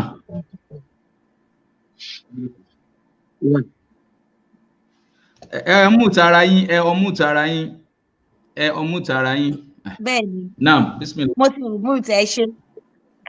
Question wa ni pé ó dàbí pé lẹ́jọ́ mẹ́ta àwọn obìnrin kọ́lé sí Nàìjíríà tí wọ́n jẹ́ kí ọkọ wọn mọ̀ nípa ẹ̀. Kí ni kí àwọn bàbá wa ṣe tọ́rọ̀ bá rí bẹ́ẹ̀? Ibi tí Ọlọ́run ṣàforíjì fún gbogbo wa, ó sì bí láì náà ṣe tá ní rẹ̀. Ọlọ́run ṣàforíjì fún wa. Ibi tí ọ̀rọ̀ dé lágbàáyé ń sìn, especially again àwa táwa ń diaspora. Ó didi pé àwọn màmá wa ní pé polygamy ò fi bẹ́ẹ̀ pọ̀ lọ́dọ̀ wa. Ó ti ń pọ̀ bí báyìí. I can say from what I know in London for me. And kí ló ń fà tó di pé ìyàwó bọ́ máa kọ́lé ọkọ ò ní mọ̀. Àárín yẹn kọ́nà bá wa túbẹ̀ ṣe. Torí Allah says in the Quran 3 verse 103. Allah says, "Hold firmly to the rope of Allah all together and do not become divided." In marriage, we have to be one. Afẹ́fẹ́ra wa, à ń bára wa lò, à ń bára wa ṣe. Ìpìlẹ̀ wa nìyẹn. A ní sùúrù. Tádọ̀ ò bá di àjọ ń ṣe ni. Kí ló máa fà á pé ìyàwó máa ṣe nǹkan tó kò ní mọ̀? Torí nǹkan tí ibi táyé dé sí. Ọ̀pọ̀lọpọ̀ ló ti gbọ́dọ̀ kọ́ wọn dá nǹkan pọ̀ tẹ́ pé lọ́jọ́ wá jáde pé family á ní pé ó ti o ọkọ ló ní. Wọ́n á gbógun tì í. Ó wá di pé ń sin àwọn obìnrin wọn kàn fi ń ṣe àpèjúwe nǹkan tó ń ṣẹlẹ̀. I'm not justifying it. Ó wá di pé àwọn obìnrin wá ń ṣe pé mo láti look after ara mi torí ọjọ́ iwájú. Àlàyé kan nìyẹn. Ó ń ṣẹlẹ̀ ṣùgbọ́n kọ́lọ̀ bá wa ṣe bí mo ṣe sọ nínú Quran. We are one and we should be one. Torí pé once you marry, a man and a woman becomes one. Wá sí pé ọkọ fẹ́ ṣe nǹkan tíyàwó ò ní mọ̀, vice versa tíyàwó bá fẹ́ ṣe nǹkan kó láti mọ̀. Nítorí nǹkan tó wá ń ṣẹlẹ̀ ní àgbáyé ń sìn, particularly people in diaspora, A lot of women has invested in a man torí pé aláti ṣe déédéé, aláti wà just. Àti gbọ́dọ̀ pé ìyàwó ti ṣe fọ́kọ, ó ṣe gbogbo ẹ̀ fọ́kọ ọjọ́ iwájú. I know personally of case pé ìyàwó gbogbo owó pension ẹ̀ tó gbà, pàtó gba pension tó lọ kọ́lé sí Nàìjíríà. Ọkọ lé síta ni ó lọ pé ìyàwó mi sílé. Ojoojúmọ́ ni ìyàwó ẹ̀ máa fi ṣe, ó ló máa ń sọ lásàlátù wa dè ní. Ojoojúmọ́ ló máa ń fi kọrin sátàlátù. Pé gbogbo àwọn ṣe lọ sí Saudi táwọn ṣe gbá táwọn ta. Ojoojúmọ́ náà fi máa ń sọ. Many cases like that. Ó wá di pé sí ẹlòmíì á wá rò pé jẹ́ kó rọra ṣe tèmi o torí ọjọ́ iwájú. I'm not saying it's right. Tọ́rọ̀ bá wá rí bẹ́ẹ̀ yẹn, kí ni káwọn bàbá wa ṣe? Personally, it is a big thing for me. I have to be honest with you because kó tó bá fi mú obìnrin tó ń ṣe nǹkan lẹ́yìn ọkọ ẹ̀, ó ní nǹkan kan tó yẹ pé ó wọ́ láti ìsàlẹ̀ nìyẹn. Èmi máa bẹ̀ àwọn bàbá pé àtúnṣe yẹn ó bẹ̀rẹ̀ láti orí sùúrù. Ó bẹ̀rẹ̀ láti orí pé ọmọ láti ìfẹ́ tó ti wà bẹ́ẹ̀ láti bẹ̀rẹ̀ náà tó máa bẹ̀rẹ̀ sí ní. Ó ṣọ̀wọ́n kí obìnrin nífẹ̀ẹ́ ọkọ ẹ̀ kó máa ṣe nǹkan lẹ́yìn ọkọ ẹ̀. Ó ṣọ̀wọ́n. Nǹkan kan ti ṣẹlẹ̀ ni. Nǹkan kan ti ṣẹlẹ̀ ni. And most cases now, the women are being advised to look after themselves. And mo fẹ́ kí ìyàwó lẹ́yìn ni, there are a lot of complicated marriages in London. I can only talk about London, whereby a man is happy having 2 or 3 wives. Obìnrin wa rò pé tí mo ti jókòó London all these years. Kì má wà lè ní kankan. Torí bẹ́ẹ̀ ṣe mọ̀ ìlú òfin abroad, ìyàwó lè máa claim right ẹ̀ ni pé èmi ni legal wife. Nǹkan tó wá ń fà á sí jẹ́ pé most people náà wá rò pé kí làwọn lè ṣe àwọn láti ṣe tàwọn. Tó bá rí bẹ́ẹ̀ yẹn, ọ̀pọ̀lọpọ̀ sùúrù ni o. Ọ̀pọ̀lọpọ̀ sùúrù fáwọn bàbá wa. Àtúnṣe dẹ̀ wà yìí pé ká ṣe déédé láàrin ara wa. Ká ṣe déédé àtọkọ àti ìyàwó, ká ṣe déédé láàrin ara wa. Torí àìṣe déédé ó tún jẹ́ kí nǹkan máa fẹ̀ sí ni. Wàláì tàlà sórí ìlàsílà bálájà ṣe sọ. Torí ọ̀rọ̀ polygamy yẹn is becoming a recurrent issue pé ṣé ọkọ mi lè fẹ́ ìyàwó kejì? Èmi máa ń sọ ní pé a máa ṣe sùúrù fúnra wa ni. Bí ìyàwó ṣe sọ, kò sóbìnrin tó fẹ́ jẹ́ pé kóun jẹ́ ìyàwó kan. Tó bá dé, a máa gbà ni torí sínú ànábì ni. A máa gbà ni, a máa ṣe sùúrù ni. Òfin Ọlọ́run tí ẹ ní mà. Torí àwọn èèyàn mọ́sùn ikọ́ tí wọ́n sọ pé mo kí yín lẹ́yìn náà ni. Ṣùgbọ́n àwọn èèyàn máa rò pé tó pàtó wà lábroad, àwọn ò lè ṣe. But it is happening, we have to accept it, and it's the rule of Allah. It is the rule of Allah. Kọ́lọ̀ wá fún wa ní sùúrù. Àwọn bàbá wa tóbìnrin bá ṣe nǹkan lẹ́yìn tẹ́ ẹ bá mọ̀ tẹ́ bá gbọ́. Àtúnṣe yẹn ni pé ẹ máa ṣe sùúrù fún àwọn ìyá wa yẹn. Ẹ máa ṣe sùúrù jẹ́ pé nǹkan tó bá yẹ kó ti rújú, àtúnṣe yẹn lẹ máa láti ṣe. Sùúrù ni o. Sùúrù kò sí nǹkan míì ju pé sùúrù lọ. It is mostly done because of protection. Mostly done, in cases I've known, it is mostly done because of protection. Because the woman feels, should anything happen to me, I have nothing, I'm going to lose everything. Yes, the man will eventually find out. And when he finds out, he's upset that he's not aware. But it's mostly done for, and it should happen. We should be honest and transparent to say, yes, oh, happen. I don't encourage it. No. I sùúrù ni. Torí pé nǹkan tó máa ń sábà wà bẹ́ẹ̀ ni pé ìzádà torí pé ọkọ ti níyàwó mi àbí ọkọ níyàwó mi àbí pé ẹlòmíì àfi pé torí kọ̀ọ̀kan bá happen ibo ni mo fẹ́ tì sí. Ibo ni mo fẹ́ tì sí. Ibo ni mo fẹ́ tì sí. Ẹnìkan kú lẹ́nu jẹ́ mẹ́ta yẹn lọ́nà tó yẹ pé ìyàwó lè dínà yìí ọmọ ọ̀ta. Ó ń dínà yìí àwọn ọmọ tó ti bí tẹ́lẹ̀ ní London. It's a big case ní London. Nǹkan ọ̀pọ̀lọpọ̀ nǹkan bẹ́ẹ̀ ló wá ń jẹ́ káwọn obìnrin náà tó yẹ pé tó máa fẹ́ ṣe nǹkan sí wọn máa lọ ṣe nǹkan fún wọn tira wọn jẹ́jẹ́. Ó mọ̀ pé ó ti lọ́mọ tẹ́lẹ̀ kó tó fẹ́. Ó ti bímọ nígbà tó tún fẹ́. Ó wá kú sí ó wá ń dínà àwọn ọmọ ọ̀ta yẹn. so olúwa jẹ́ kóbìnrin mi jẹ́ pé tó bá wà ní ọkọ jẹ́ pé anything lè happen wọn ò pé káwọn rárá ṣe nǹkan táwọn kọ́nà dẹ̀ dúró táwọn.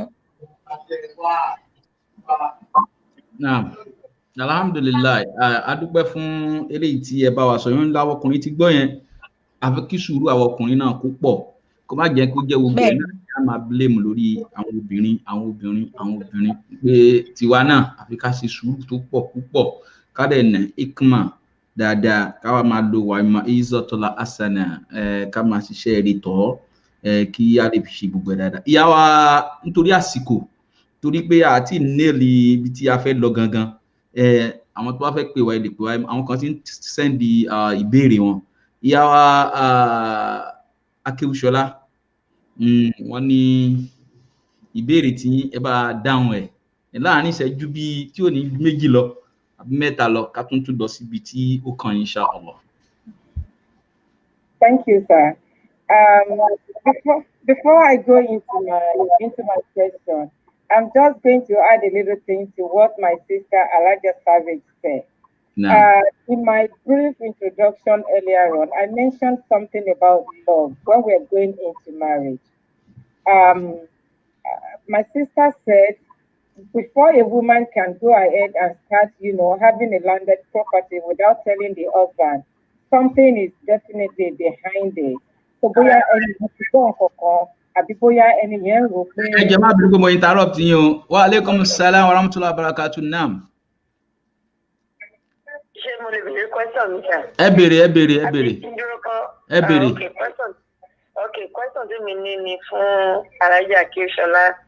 Assalamu alaikum wa rahmatullahi wa barakatuh. Òun ni pé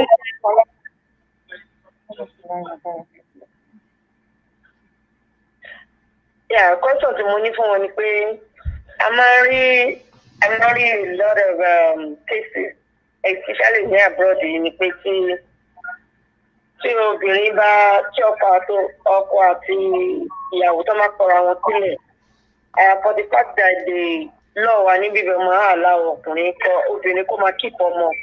So most of the cases that I've seen and I've heard about wọ́n ní pé àwọn ọmọ wọn kọ àwọn obìnrin ń jẹ́ káwọn ọmọ máa ní access sí bàbá wọn. So in that case kí ni ọkùnrin yẹn lè ṣe láti lè jẹ́ kí òun ní good relationship with his children? That's my question for Alhaji Akéwúṣọlá. Assalamu alaikum. Wa alaikum assalam wa barakatuh. Alhaja, naam. Okay.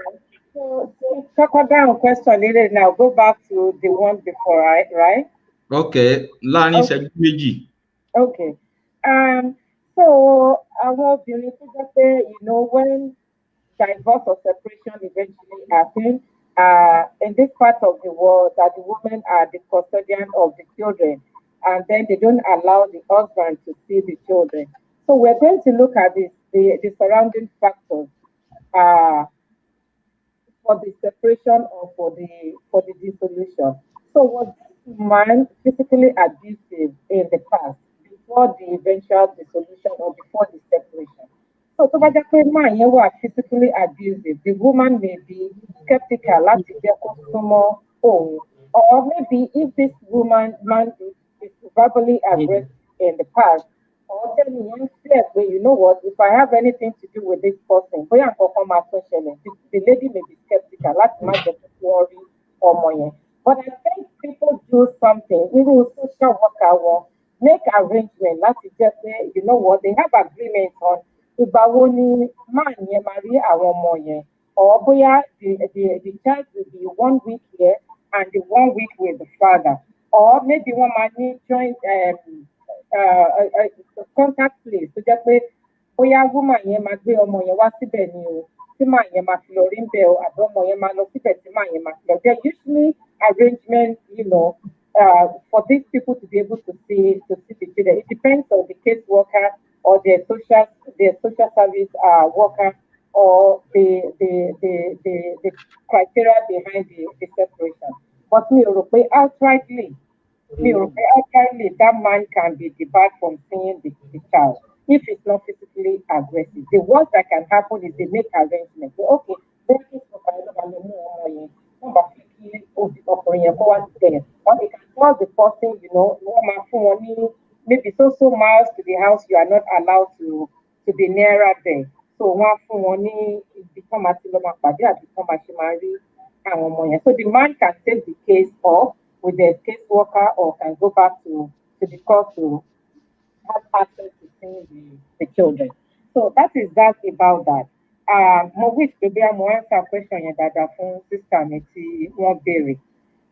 Then the other one, the brother mi béèrè lẹ́ẹ̀kan pé there's a situation in the USD, a man actually killed his wife. I think I saw that video clip. I think the man really invested on the woman. He sent that woman to school. The woman became maybe registered nurse or something like that. It's common here. Our husband, they usually sacrifice a lot for us. So most of them, they prefer to work themselves up to allow their wife to be educationally stable. So one feel you know what, I cannot sacrifice that time to go back to school because the home will suffer. One must some bills, one must some oúnjẹ, one must ṣe ilé, one must ṣe tọ̀hún. Come to care for them, come to care for our parents in Nigeria. It may be too much for the husband and he doesn't want to, let his own suffer. So he will continue to work while the woman goes back to school. So when the woman goes back to school, the husband actually they do a lot. Like in my own case, when I went back to school, for the first year I cannot go to my kitchen. I can't cook. So I'm on your meter and anyone to there. So that's part of sacrifice. So I'm won't sacrifice a lot. What will make a woman at the end of the day tell me about achieve or achieve so some of the things that will make that woman to not be appreciative or to not pay back the husband as expected. One of them may be lack of exposure. Ṣé mọ̀ pé wọ́n máa ń sọ pé ẹni tí ò bá rí ọlá rí, ó máa ń sọ pé ọlá níyọnu. So bóyá ẹni yẹn bóyá kò jáde rí, maybe she was not exposed before, and you brought her to America, you brought her to London, you brought her to Canada. Now you expose her, you enlighten her. Ojú ẹ̀ ti wá là, ó ti ríran, ó ti ní àwọn ọ̀rẹ́ tó ń bá sọ̀rọ̀. So they have been telling her, no, you are taking this, I cannot take that. So that's another thing, we should not allow third party in our home. So that is why you should be friendly with your husband. That's why you should have cordial relationship with your husband. That's why you should be able to share anything with your husband at any particular point in time. Share your hopes, share your dreams, share everything about you with your husband so that together you can build a strong home. So by the time that person is now enlightened, you see that now he's now saying that, oh, this man has been, maybe ó ti ń kejì mi láti ọjọ́ àwọn nǹkan tó ń ṣe, I can't take. Then she starts, seeing herself as somebody. So that is where the problem will start from. That is one thing. Another thing is lack of understanding. So like I said earlier on, I said something that will give a home tremendous stress is household chores. So if there's no understanding on how to go about this thing, money. Because the woman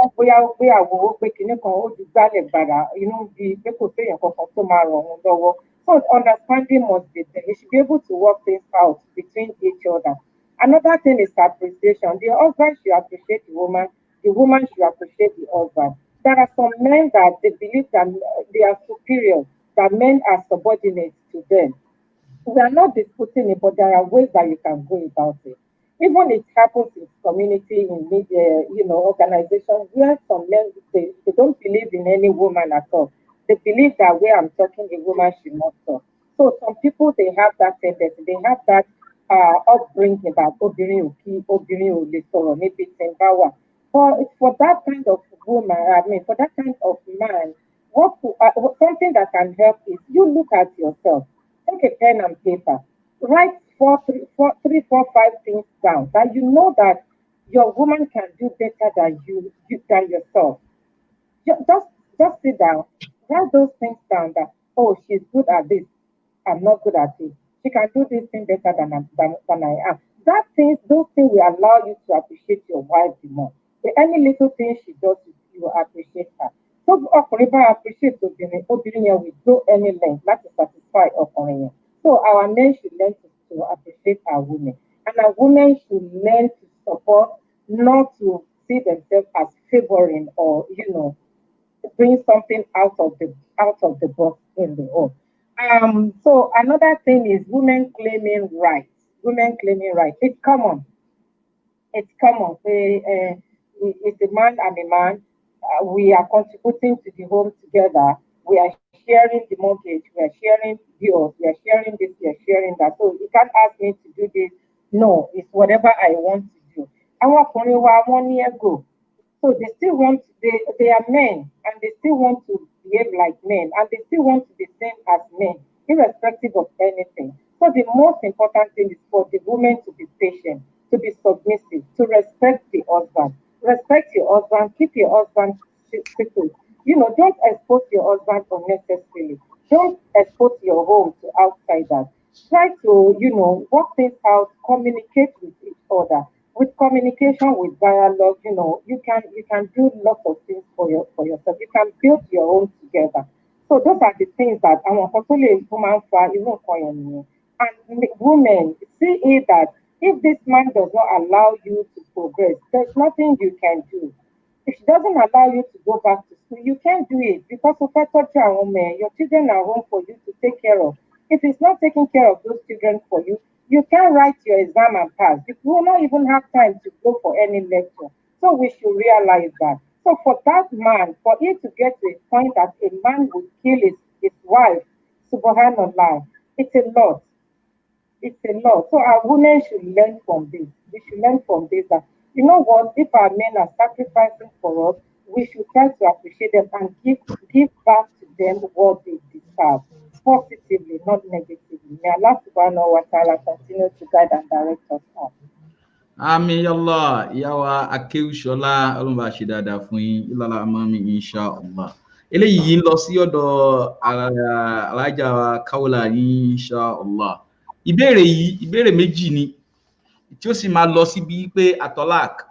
Ìgbé tá a bá kọrọ ẹni gangan, báwo ló ṣe ká ṣe ṣe? Ọ̀nà wo ni Ànábì wa Muhammad sallallahu alaihi wasallam tọ́lọ́run sọ fún Ànábì pé ká gbégbà? Mo á fẹ́ kẹ́ bá gbé wọnú wípé is it ideal for a married man? No. A lady does not feel satisfied by husband intimately. Is this situation acceptable, or what are the steps should be taken to correct the situation? Nígbà tó bá jẹ́ pé obìnrin ò bá ti satisfied látọ̀dọ̀ ọkùnrin mọ́, gẹ́gẹ́ bí agbára tẹ́ sọ ń gbà yẹn, àkọ́kọ́ nìyẹn. Ẹlẹ́kejì, with childlessness in marriage, tí èèyàn bá bímọ nínú marriage, is it advisable for the woman to encourage husband to marry another wife due to in-laws pressure? Or do you think the woman will retain her position in the home and remain loved? Now, bismillah. Question méjèèjì yẹn, question tí ó wà very important ni. Ṣẹ̀rí kò sí nǹkan kan, Ọlọ́run ló sọ nínú Al-Qur'an pé má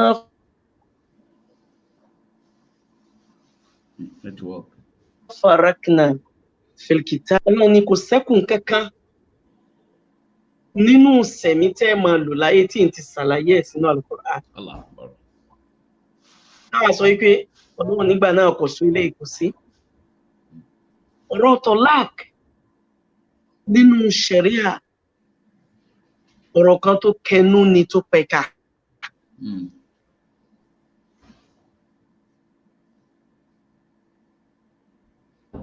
This topic technical kò kí ń ṣe topic ẹyọkan, a kàn dà pọ̀ ni. No.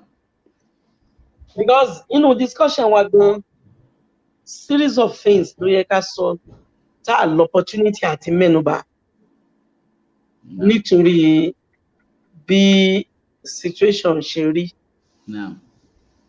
Ṣé wá rí tọ́lák nínú ṣẹ̀ríà? Alákọ̀ọ́kọ́ náà, ní tí ń pè ní tọ́lák ọ̀dọ̀ ọkùnrin ló wà, kì í sọ̀dọ̀ obìnrin. nínú òfin ṣẹ̀ríà obìnrin ò lè sọ pé òun fẹ́ kọ́kọ́ àyàfi nítorí ìdí méjì àbí mẹ́ta. Àmọ́ gbogbo ọ̀nà lọkùnrin lè gbà kọ ìyàwó tó bá ti ṣú. Alákọ̀ọ́kọ́, tí obìnrin bá fẹ́ fọkọ́lẹ̀, ntẹ́ ẹ̀sùn yẹn kọ́kọ́ wà very important. Because ọkùnrin míì, èèyàn kàn máa wò lọ́kùnrin lọ́ọ̀kan ni kì í sọkùnrin rárá. Tó jẹ́ pé lẹ́yìn kẹ́ẹ̀kan wò lọ́ọ̀kan pé ó dúró bí ọkùnrin. Tẹ́ ẹ bá súnmọ́ tán, ẹ mọ̀ pé àgbákò ni. Wọ́n bẹ̀bẹ̀. Tó sì jẹ́ pé kò rọrùn fojú láti mọ̀ wọ́n lójú. Téèyàn ò bá súnmọ́ wọn, èèyàn ò lè mọ̀ wọ́n. Inú reason tó tangible láti fọkùnrin lẹ̀, òun náà ni kí ọkùnrin má lè satisfy ìyàwó ẹ̀. Instead tóbìnrin yẹn á fi lọ máa ṣe zìnà, tí ó fi lọ máa yan àlè, kì í ṣe ìwọ ni kó lóun ò fọkọ mọ́. Ìyẹn dúró. Ẹlẹ́ẹ̀kejì ni bí ọkùnrin ò bá ṣe Islam mọ́, tó bá jẹ́ Mùsùlùmí tẹ́lẹ̀ tó wá lóun ò ṣẹ̀sìn mọ́, kì í ṣe ìwọ ni kóbìnrin ò sọ pé òun ò fẹ́. Ẹlẹ́ẹ̀kẹta, ó ní kí ọkùnrin lè ṣe jù, bóyá nǹkan ọmọkùnrin rẹ̀ bóyá ó gùn jù, tàbí nǹkan ọmọkùnrin rẹ̀ ó kéré gan-an débi pé ibi tó yẹ kó dé kò débẹ̀, obìnrin lè torí ẹ̀ fọkọ́lẹ̀. But ọ̀pọ̀lọpọ̀ àwọn ẹ̀kọ́ wọ̀nyí ó ní ọ̀pọ̀lọpọ̀ obìnrin ò ní. Obìnrin míì gan ò mọ ẹ̀tọ́ ẹ̀. Ṣé wẹ́rọ́kùnrin ó lè fi obìnrin lẹ̀ tí obìnrin yẹn bá ti ṣù. Ó lè má ṣẹ́ o. Obìnrin yẹn lè má ṣe nǹkan kan o. Tó jẹ́ pé yóò kàn ló ṣù náà. Kì í sì ṣẹ̀ rárá. Torí pé àwọn àgbàlagbà wọ́n ní ẹ̀kọ́ ẹlẹ́kọ̀, òun náà lẹ̀gbà ẹlẹ́gbà. Ìtọ́kùnrin kan ló ti sùn, ó lè jẹ́ tuntun lọ́dọ̀ ọkùnrin mi. Àwọn nǹkan míì wà tó jẹ́ pé nínú òfin ṣẹ̀ríà Islam faramọ́. Wa alaikum salam. Naam, ẹ ti wà lórí ètò. Assalamu alaikum. Alaikum salam wa rahmatullahi. Alhamdulillah. Màá pè é padà. Naam. À ń gbọ́ yín ìyá wa. Naam. Lórí àwọn nǹkan tí wọ́n máa ń ṣe sábàbí ọkùnrin fo obìnrin lẹ̀, olófin jẹ́ pé obìnrin ó need home training. Wallahi tàláì a gbọ́dọ̀ máa fáwọn ọmọbìnrin wa lẹ́sìn. Tí a bá wo àgbáyé nísìnyí, àìsàn tó pọ̀ jù láyé ó ní àìsàn divorce. Látara pé ọ̀pọ̀lọpọ̀ obìnrin ò lẹ́kọ̀ọ́. Ìní. Látara pé ọ̀pọ̀lọpọ̀ ọkùnrin ọmọ tí ń ṣe ìjì. Ọlọ́run ló mọ iye ìgbéyàwó tó túká tí ẹ wò pé kí ló dé tí ẹ fi túká sí tó yẹ kán túká sí rè. Látara àìsẹ́kọ̀ọ́. Àwọn àgbàlagbà àbí ọ̀pọ̀lọpọ̀ àwọn èèyàn wọ́n máa ń da ẹ̀kọ́ pọ̀ mọ́ knowledge. Knowledge wọ́n máa ń kọ́ yẹn ni. Wisdom Ọlọ́run ní kọ́ ni. Ọ̀pọ̀lọpọ̀ àwọn èèyàn ni ò ní wisdom láti fi maintain ayé wọn, láti fi maintain home wọn. Àwọn àdéhùn yìí òun ló pọ̀. Ẹ jẹ́ kí n mú àwọn àdílà kan wá. Àdílà yìí mo fẹ́ mọ̀ọ́mọ̀ sọ ni kó lè bá yé everybody. Bí mo ṣe wà yìí, mo jẹ́ ẹnìkan tí ó jẹ́ wípé bí mo ṣe jẹ́ oníkéwú tó, Olúwọn bá àlékún ọlá máa ń gọ̀ mí. Tó bá jẹ́ wípé ìwà àbí iṣẹ́ rere àbí ìnáwó ìní máa ń fa ọkùnrin ó dúró tìyàn ni, kò yẹ kí n kọ́kọ́ rárá. Allah akbar. Wallahi ta'ala, kò yẹ kí n kúrò lọ́dọ̀ ọkùnrin kankan. Bèlè pé màá wá di obìnrin tó lọ́kọ méjì, tó lọ́kọ mẹ́ta. Allah akbar. ìgbà mi máa ń wo tí mo máa ń ìgbà mi wọ̀ tó jẹ́ pé mo máa ń wò wípé Ọlọ́run nǹkan máa ń bẹ ń bi kádàrá o nǹkan nìyẹn léyìí tó jẹ́ wípé ẹni tí nǹkan yẹn bá rú lójú ọ̀tọ̀ ni tí ó máa sọ àwọn àgbàlagbà wọ́n ní oṣù lọ́jà olóònùdí èèyàn mélòó lèèyàn fẹ́ fẹ̀dí hàn àmọ́rọ̀ ayé àárín èèyàn àtọlọ́ nǹkan mẹ́ta lọmọnìyàn gbọ́dọ̀ sọ àti gbogbo ọkùnrin ayé àti gbogbo obìnrin ayé a gbọ́dọ̀ sọ nǹkan mẹ́ta a gbọ́dọ̀ lukun Ọlọ́run láre alákọ̀ọ́kọ́ o gbọ́dọ̀ sọ ìṣesí ìwà àtọba tó dá o gbọ́dọ̀ bàjẹ́ lọ́wọ́ Ọlọ́run tó ní ẹ àdéhùn tó ṣe fún pọ́ mọ̀ sí mọ́jẹ́ ọyẹ́ mọ́jẹ́ ogbó lẹ́ni tó mọ̀ sí number 1 ni ẹlẹ́ẹ̀kejì òun làwọn òbí tí wọ́n ṣe sábàbí rẹ̀ wáyé wọ́n ti kú ni o wọ́n ń bẹ ni o gbọ́dọ̀ ṣẹ̀ wọ́n tí wọ́n bá ń bẹ láyé náwó dáadáa sí wọn tí wọ́n bá ti kú máa ṣe sàárà fún wọn máa ṣàdúà fún wọn máa fi sàárà ránṣẹ́ sí wọn kó lè bá a máa jẹ́ ìpè. ẹlẹ́ẹ̀kẹta ni pé o gbọ́dọ̀ ṣọ́ra láti má ṣẹra rẹ̀ má jẹ́ kí a ti gbọ́ kí ni wọ́n fẹ́ wí kí bí a ti gbọ́ àti wọ́n fẹ́ wí bá affect health ẹ wọ́n ló ní ìṣòro yẹn. a ní obìnrin tó jẹ́ pé ilé ọkọ ló wà tó ti ní mental disorder mo lọ fún symposium kan kò tí ì pẹ́ rárá wọ́n invite medical doctor tẹ́ni ẹ wá láti psychiatric hospital l'Abẹ́òkúta wọ́n invite another doctor láti Ọbáfẹ́mi Awólọ́wọ̀ University wọ́n invite èmi gẹ́gẹ́ bí àfa wọ́n ní kí ló ń fa tí ó ń break lẹ́yìn náà kí ló fà tó jẹ́ pé ní ilé ìwòsàn tí wọ́n ti ń tọ́jú àwọn alárùn ọpọlọ kí ló fà tó fi jẹ́ pé obìnrin ló pọ̀ jù ńbẹ̀ wọ́n á ní tó cause ẹ̀ ní too much ìfẹ́ too much love àwọn ọkùnrin ló ń damage obìnrin tí ò jẹ́ kóbìnrin ó ráyè ṣe látara wípé obìnrin ò lè dẹ̀mí kọ ẹlòmíì tó ju ọkùnrin lọ ọkùnrin nìkan ládẹ̀mí wa kọ in fact obìnrin á máa dẹ̀mí kọ ọkọ ju ọmọ ẹ̀ lọ nígbà míì lẹ́yìn tọkùnrin sì l'opportunity àti dẹ̀mí kọ obìnrin 2, 3, 4 lẹ́ẹ̀kan náà conveniently ni ọmọ sọ pọkùnrin lò tí ó bá ṣe lójú rẹ tẹ́ bá jẹ́ ọkọ sọ aya sọ tẹ́ jẹ́ me and my husband me and my wife yóò sì máa ní àwọn obìnrin míì tí ó lọ máa bá ìsìnà tí àwọn rẹ̀ ò ní mà nínú òfin Sharia Islam kò tọ́lá téèyàn bá rí pé ó ti dojú ikú Ànábì sallallahu alayhi wa sallam ó ní agdobul halali inda Allahi at-talaq ó ní halal tó jẹ́ pé lọ́dọ̀ Ọlọ́run ò fẹ́ tí ò yọ́nú sí òun náà ní ìtúká láàrin ọkùnrin àti obìnrin àmọ́ bọ́lọ́run ṣe fẹ́ òun ló sì sọ odidi súrà fún nínú Al-Qur'an Suratul Talaq wà náà tó lọ́n fi tú ọkùnrin àti obìnrin sílẹ̀ láti kọra wọn lẹ̀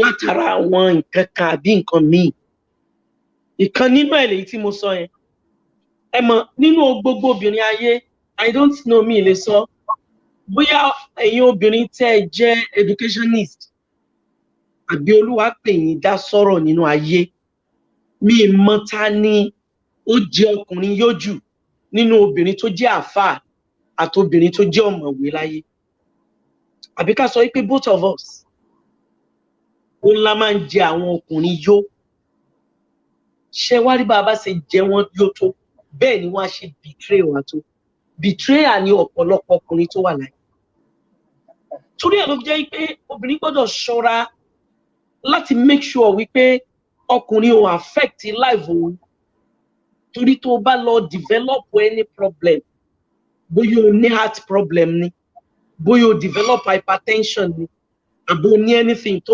damage life ẹ wallahi you are on your own ọkùnrin yẹn ò ní yà sí ẹ mọ́ yóò lòun ò lè jókòó ti wèrè yóò lòun ò lè jókòó ti obìnrin tí ó wà presentable n tí ó sọ nìyẹn yóò sì lọ mọ́ ní fúsà ní pẹ̀lú obìnrin mi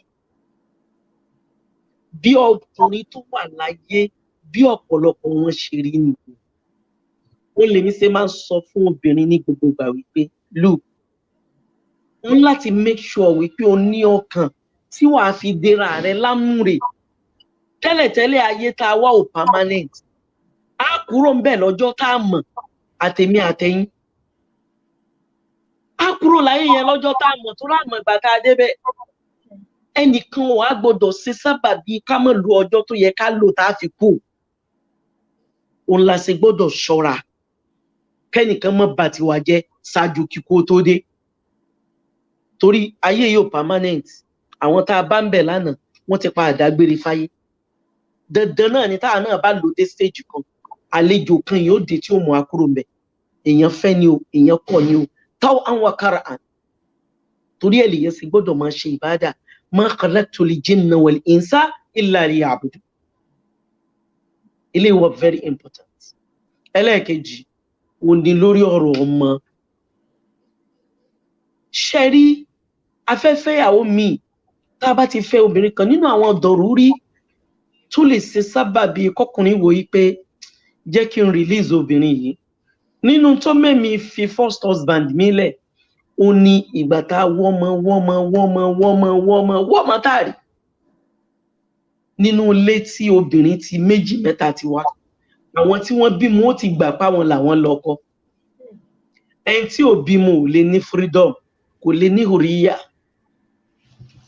látara kóbìnrin tí ò bímọ ò lè ní hùríyà ó lè ṣe sábàbí tọ́lák láàrin ọkùnrin àti obìnrin tí ó bá ti sọmọ tí ó bá tún wá sọmọ èèyàn á máa fẹ́ obìnrin míì èèyàn máa wọ́ ọmọ fẹ́yìn tí wọ́n mọ yóò sì máa ṣe sáà ní pẹ̀lú obìnrin mi bó ṣe rí nìyẹn so ẹ jẹ́ kí n tún dúró ń bẹ̀ náà nítorí nǹkan mi.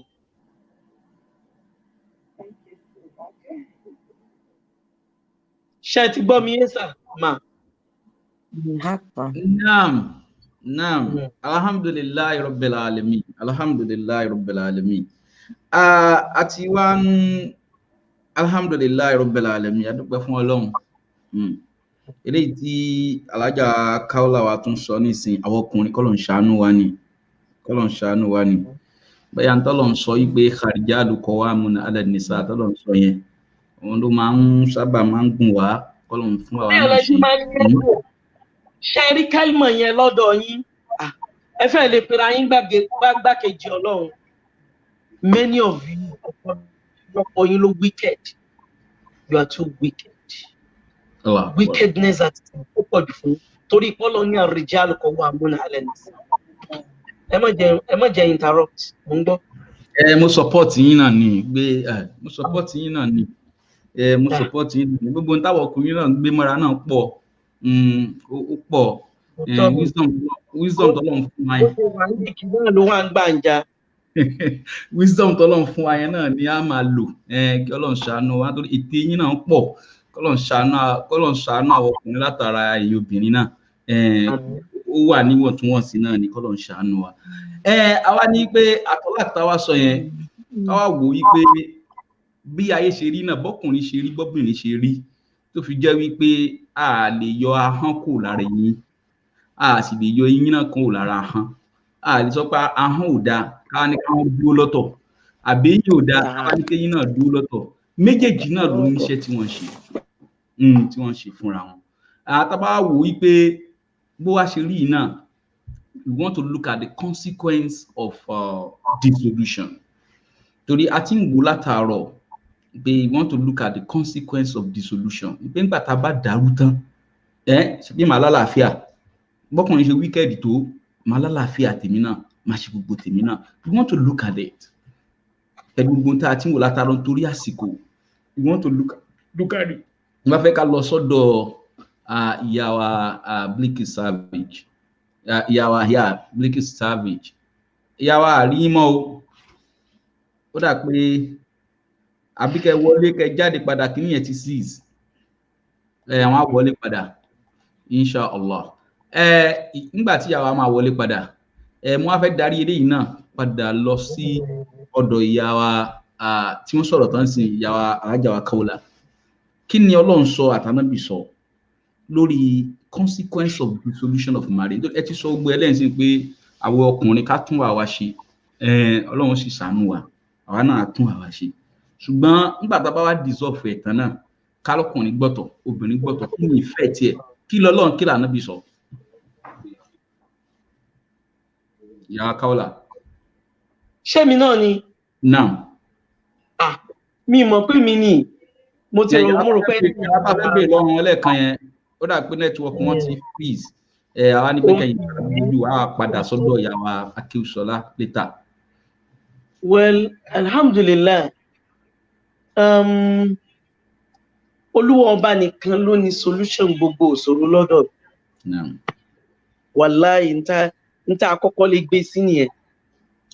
Torí pé kò sí broken home tí kì í ní implication. Ọ̀pọ̀lọpọ̀ ló máa ń ní bad implication. Àfààní Ọlọ́run nìkan. Àti máa ń rí series of it. Nínú àdánwò tó ga jù láyé, ó ní pé ọ̀tọ̀ ní ń tó lé wa kúrò lọ́dọ̀ ọkọ tá a kọ́ ọmọ kúrò lọ́dọ̀ ẹ̀. Ọ̀tọ̀ tún làdánwò tí èèyàn ọlọ́ọ̀kọ́ kàn lọ́dọ̀ ọkọ tí èèyàn kọ́ ọmọ lọ fẹ́. In fact, ọkọ tá a fẹ́ kọ́ ọmọ fẹ́ gan, ó lè lóhùn ọ̀fẹ́ wa tọmọtọmọ. Ó lè ní ìwọ nìkan ni mo ní ìdó, mi ì fẹ́ ọ tọmọtọmọ. Ṣé rí pé solution ìṣòro yẹn Ọlọ́run nìkan ló ní. Ó ló fi jẹ́ pé these days ẹ mọ̀ pé problem ni tó rampant ní gbogbo ní throughout the world. Ó ní single parent. Torí ipá àwọn ọmọ wọn a máa affect future lọ́pọ̀lọpọ̀ gbà. Oníkọ́ ọmọ wọn sóríire o, àmọ́ yóò ní ọ̀nà kan àbọ̀nà míì tí ó fi mọ̀ yí pé àìsí papọ̀ ìyá àti bàbá àwọn ó ní implication tó burú. Àfààní Ọlọ́run nìkan. Kò dẹ̀ sí tí ń fà á tó ju morodol qalb, ọkàn aburú tọkùnrin àtobìnrin máa ń ní síra wọn lò. Ó náà ní máa fà. Nígbà tó lọ́wọ́ bá lékè sí ní tọ́láàkì lè wà. Ìgbà tọ́láàkì bá lè wà, tọkọ àti ìyàwó bá ń ṣọ́ra látara àwọn ọ̀rọ̀ tí wọ́n máa sọ fọ́mọ, kò yẹ kó máa sí problem. Àmọ́ ọkọ sọ ọ̀rọ̀ ọ̀tọ̀ fún ìyàwó fọ́mọ. Ìyàwó náà sọ nǹkan ọ̀tọ̀ fọ́mọ. Orí ọmọ wa ní kò ní mọ̀ èwo ló fẹ́ ṣe. Ọ̀tọ̀ ni story tí ó gbọ́ lọ́dọ̀ ìyá, ọ̀tọ̀ ni tí ó gbọ́ lọ́dọ̀ bàbá. The number one solution ó ní kí gbogbo ọkùnrin àtobìnrin ayé kí kálukú ọmọ fi problem wọn pamọ́, kí wọ́n má jẹ́ ọmọ hàn sómi nítorí kọ́ mọ́ lè bá àmọ́ ọ̀rọ̀ náà lọ. Ẹ jẹ́ n sọ kan fún yín lápèjúwe. Ní ọ̀pọ̀lọpọ̀ ọgbà, ó ní àwọn ọmọ mi máa ń béèrè pé mọ́mì ẹ jọ̀ọ́ ẹ jẹ́ ká bá dádì sọ̀rọ̀. Báwọn ọmọ mi bá béèrè pé àwọn fẹ́ bá bàbá àwọn sọ̀rọ̀, nítorí pé bàbá wọn intention rẹ̀ láti sá lọ fún wa, ní tí ń bẹ lẹ́mìí rẹ̀ ò kúrò ń bẹ̀, ọkàn àwọn ọmọ ò kúrò lára ẹ̀. Even nígbà míì ọmọ kéékèèké fa téèyàn mọ̀ rò pé àwọn ọmọdé kéré, wàláhì tàláhì wọn kéré.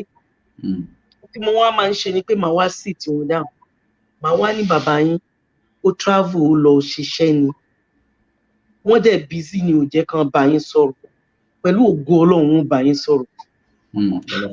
Ìgbà tó yá nìkan tiẹ̀ béèrè nínú wọn, ọ̀rọ̀ yẹn funny gan. Ó ní mọ́mì mi, mo ní nà.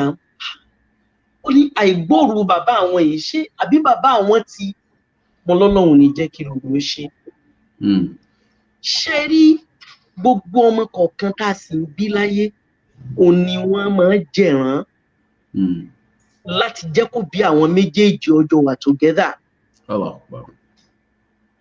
Tí dọ̀rúrí bá wá tú ọkùnrin àtobìnrin ká, ibi tó ọmọ bá wà, òbí tí ọ̀yẹ́ tó bá wà lọ́dọ̀ ẹ̀ nínú òbí kó try kó máa sọ̀rọ̀ rẹ̀ nípa ẹnì kejì rẹ̀ tí ò sí nítòsí ẹ̀, kó wá fi yòókù lẹ̀ fọlọ́run.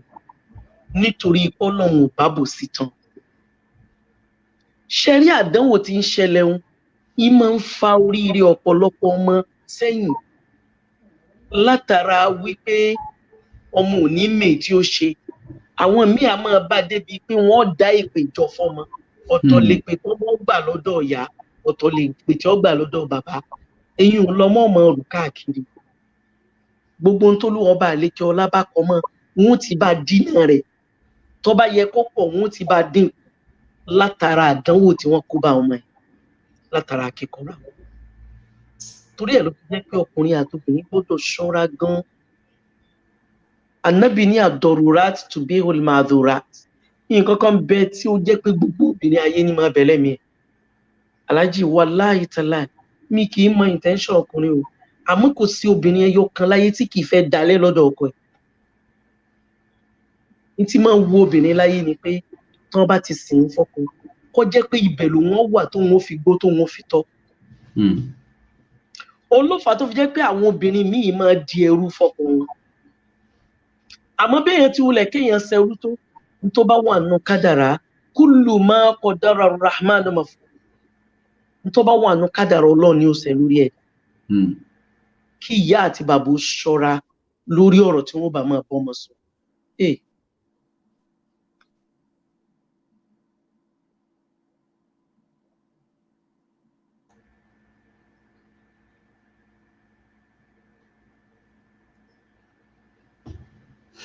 Dá pé nẹ́tíwọ̀kì yẹn ó tún ti ṣe bákan, inshallah.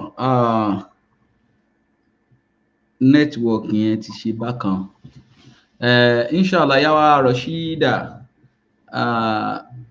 nígbà tí a ń retí yàwá Biliki Savage láti pé káwọn náà tún wọlé padà, lájẹ́ kan wọlé padà. Kí ni ẹ̀yin náà rí sọ lórí solution for consequence of dissolution of marriage? Nítorí pé tá a bá wò ó ń sìn náà, bóbìnrin bá ní òun ò fi ọkọ kan náà mọ́, ọkùnrin kan náà ni ó tún pàdé o. Bóbìnrin náà bá sọ pé òun ò fọ ẹnìkan náà mọ́, ẹnìkan náà ni ó tún pàdé. Wá ṣìírí náà nìyẹn.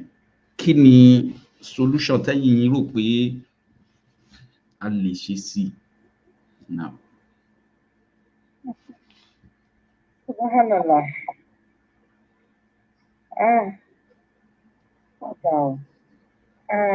Our sister, she has really said a lot about, consequences of marriage dissolution. Yeah. What she said really touches the heart, because Kadara, as she said, we can't shy away from it.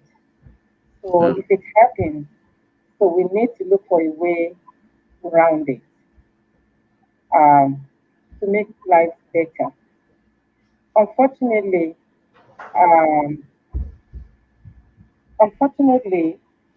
divorce is not ideal. But in situation that you can't help it and it happened, allow Allah.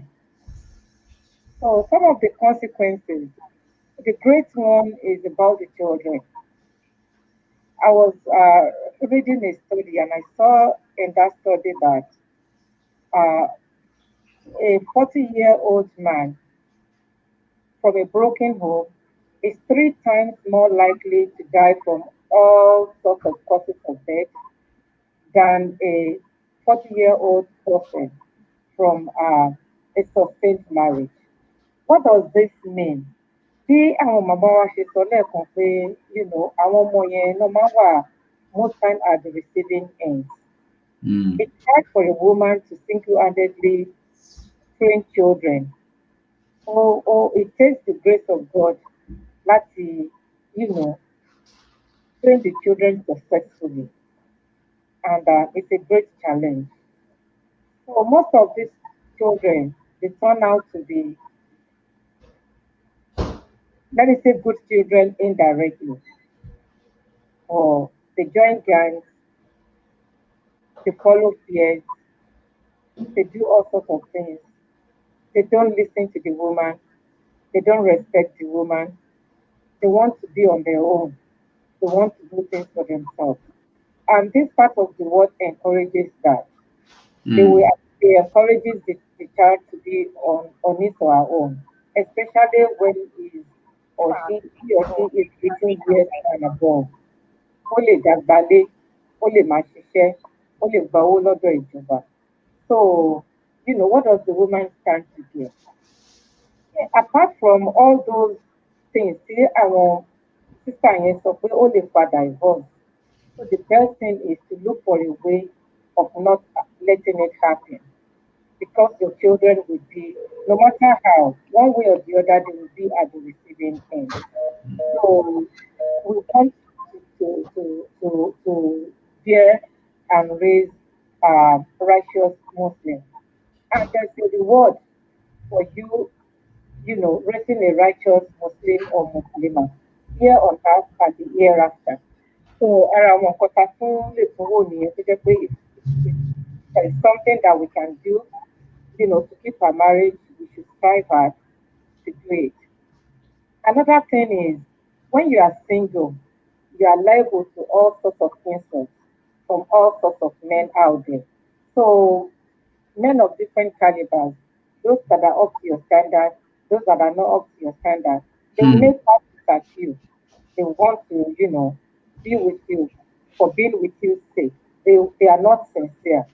So, and then you yourself, because you are in search, you are looking for another man. You want to be under another man's roof. So it's hard for you to know who is sincere and who is not sincere. So you want to try this one. At the end of the day, is it's not forthcoming, and then you move on to another one. Before you know it, you are having affairs with 3, 4, 5 men at different times. So it's not safe for you. And also health-wise, divorce is one of the things that increases your mental health issues. It will lead to depression. It will lead to anxiety. It will lead to, psychological instability because you are all by yourself. You have no one to share your thoughts with. You're sleeping and waking up all alone. You're taking care of your children all alone. So when you have headache, you have no one to talk to. When you're feeling okay, you have no one to turn to. When you're feeling down, you have no one to turn to. You're feeling under the weather, you are just by yourself. So it's feeling, it's depressing. So the risk of mental health problems is high with divorce or separation. So whether we like it or not, it will happen. So if we can guide against it, it's best for us to guide against it. And another thing is also with marriage, you build more wealth together. You have more money together. You live longer. You are happy. But with divorce, unhappiness most of the time. And then you have limited income because you are just by yourself. So you have to pay your bills by yourself, even if you are making so much money. By the time you pay your rent or you pay your mortgage, you pay your hydro, you pay all your bills, and then you know that you are left with a very minute, amount of money to flaunt around with. So that is that. Also, Islamically, it's not advisable because Allah said, you know, enjoin you to have marriage for two of you to come together, to share your thoughts together, to do things together. And Muhammad Rasulullah sallallahu alaihi wasallam also said it is practice to be married. So if you don't get married, you are not following his practice. And if you are not following his practice, you are not part of him. So Islamically too, it's not advisable. But if you cannot, help it, like our mommy said, there is nothing we can do. Kádàrá oníkálukú kò ní tàsé. So kí Ọlọ́run kó di ilé wa mú, kó jẹ́ kí a mọ̀ ṣe, kó má jẹ́ kí ilé wa kó dàrú, kó ṣàánú gbogbo wa. Subhanallahi wa bihamdihi, ìfàtàmọ́ yàtọ̀. Assalamu alaikum wa rahmatullahi wa barakatuh. rabbil alamin. A ti lost the connection lẹ́yìn àtọ̀dọ̀ alájà wa Kaola àti ọ̀dọ̀ alájà wa Savage. Inshallah rí pé network ni a ti wà ní concluding part of our discussion today. Inshallah bikudratillah, this is the first enlightenment for our women, for everybody. Tẹ́lẹ̀ inú ó sì máa wáyé first part lélẹ́yìí. Inshallah. Second, third, and yóò máa wáyé lórí marriage seminar tí àwọn ará mẹ́nubà yìí náà tí àwọn Khalaja wa Savage, Blakey Savage láti UK and Ireland àti ìyá wa Kafilat Kaula tí àwọn náà sọ àti ìyá wa Rashida Akewusola tí àwọn náà ń bá wa gbójú wò. Ẹ jọ̀ọ́ ẹ bá share nítorí ilé wa ò ní dàrú, torí ọ̀pọ̀lọpọ̀ ló ń ṣe ẹ̀sìn gbogbo alájọ ń ṣẹ̀sìn àtọkùnrin àtobìnrin, that we don't understand the context of Islam tí à ń ṣe gangan. I understand it lórí ilé ni, lórí ká bára wa jọ ṣe papọ̀ ni, lára ọkùnrin àtobìnrin. Pàápàá gbogbo eléyìí tí à ń sọ yìí náà àtàwọn ọkùnrin náà láti pé ẹni pé àwọn obìnrin wọn fi ẹ̀wúnú wọn hàn gan. Most of us we are so wicked tó jẹ́ pé bí a ṣe ń treat àwọn ìyàwó wa àbí bá a ṣe ń ṣe gan kò encourage àwọn obìnrin gan. Àti pàápàá náà àwọn ìyá wa tí wọ́n láwọn ṣe ìyá alásàlátù bàbá alásàlátù tí wọ́n understand bí Islam gan tá a gbé dání, tó jẹ́ pé tá a bá ti lè sọ̀rọ̀ yìí pé wọ́n fẹ́ fẹ́ yàwó fẹ́ ṣe gbogbo ẹlòmíì àdìdì á máa lọ ni. Ara ẹ̀sìn sí ni, ara ẹ̀ náà láti gbọ́ tí ìyá wa ti sọ pé Sàmánì tá a wà yìí kò fi bẹ́ẹ̀ favour àwọn obìnrin. Bí ó ti wá favour àwọn obìnrin yẹn náà, ṣó wá ní káwọn ọkùnrin náà máa ṣe bí ó ṣe yẹ ká ṣe ṣe ni. Ó yẹ káwọn náà wà modest, káwọn obìnrin wa, káwọn ìyàwó ilé wa náà lè rí pé tá a bá sí nílé ìyàwó ni wá. A ti gbọ́dọ̀ dá Amẹ́ríkà, gbogbo nǹkan tá à ń sọ yìí náà àti gbọ́dọ̀ dá Amẹ́ríkà, ká kó Nàìjíríà, ká kó Áfíríkà, ká dé UK, ká dé gbogbo ibi tí ẹ ká dé náà, ká wá sọ tradition nù, ká sọ Islam, ká gbé sẹ́gbẹ̀ẹ́, ká ní pé gender equality, kò sí tọkùnrin fẹ́ ṣe fún mi, kò sí nǹkan kan tó fẹ́ ṣe fún ẹ. Tó bá ní kò sí nǹkan tọkùnrin fẹ́ ṣe fún ẹ, ọkùnrin náà ló padà tún máa bá ṣe kíní lẹ́gbẹ̀ẹ́ kọ̀rọ̀. Tó bá ní kò sí nǹkan tóbìnrin fẹ́ ṣe fún ẹ, obìnrin náà ló tún padà máa bá ṣe kíní ní ẹgbẹ́ kọ̀rọ̀ míì náà. Tó fi jẹ́ pé gbogbo ohun tá a bá ṣe láyé as a Muslim, we must have a zero tolerance. Tó bá ti kọjá wípé obìnrin ọkùnrin kò ń ṣe onílùlù léní gbà léní gbò ní Ànábì wa Muhammad sallallahu alaihi wasallam pé ẹ jẹ́ á wo ẹ̀sìn, ọ̀pọ̀lọpọ̀ náà ń ṣẹ̀sìn léní tó jẹ́ pé ìgbájúgbò sí náà ni ó ń ṣe fún àwọn ìyàwó ẹ̀ tí ó bá nílé. A sì gbọ́dọ̀ jẹ́ ẹni tí ó jẹ́ pé problem solver every time. A woman must be a problem solver while a man must be a problem solver. A gbọ́dọ̀ máa jẹ́ ẹni tí jẹ́ pé wọ́n lè wá máa bá wa fún solution fún nǹkan míì. Eléyìí ni ó jẹ́ eléyìí tí a bára wa sọ léni inshallah bi kudratillah, nítorí àsìkò. Àwa kí àwọn ìyá wa àti lost connection pẹ̀lú wọn. Inshallah fóònù alájà wa Kaola ó kú ni, máa charge ẹ̀ tán á ti kú lórí ètò inshallah. Kí Ọlọ́run bá ṣe dáadáa fún wọn, kọ́lọ́run bá ṣe téèyàn ń jókòó téèyàn tuntun gbọ́ ni, because there are a lot of information tó jẹ́ pé àwọn ìyá wa discharge fún wa gan. Ìyá wa Rashida Akewusola tí wọ́n bá fọmọ́ lóríṣiríṣi. Ọlọ́run bá ṣe dáadáa fún yín, Ọlọ́run ọláàánú Ọlọ́run, lóun tẹ́lẹ̀ náà fẹ́ Ọlọ́run bá ṣe fún yín. Ilé yín ò ní dàrú, ọ̀nà yín ò ní dàrú, Ọlọ́run. Bákan náà ìyá wa Blakey Savage, Ọlọ́run bá ṣe dáadáa fáwọn náà, Ọlọ́run bá ṣe dáadáa, ilé wọn ò ní dàrú, ọ̀nà tiwọn náà ò ní dàrú. Wala qudra wala rada wala la hawla wala quwwata illa billahi al-aliyyil azim.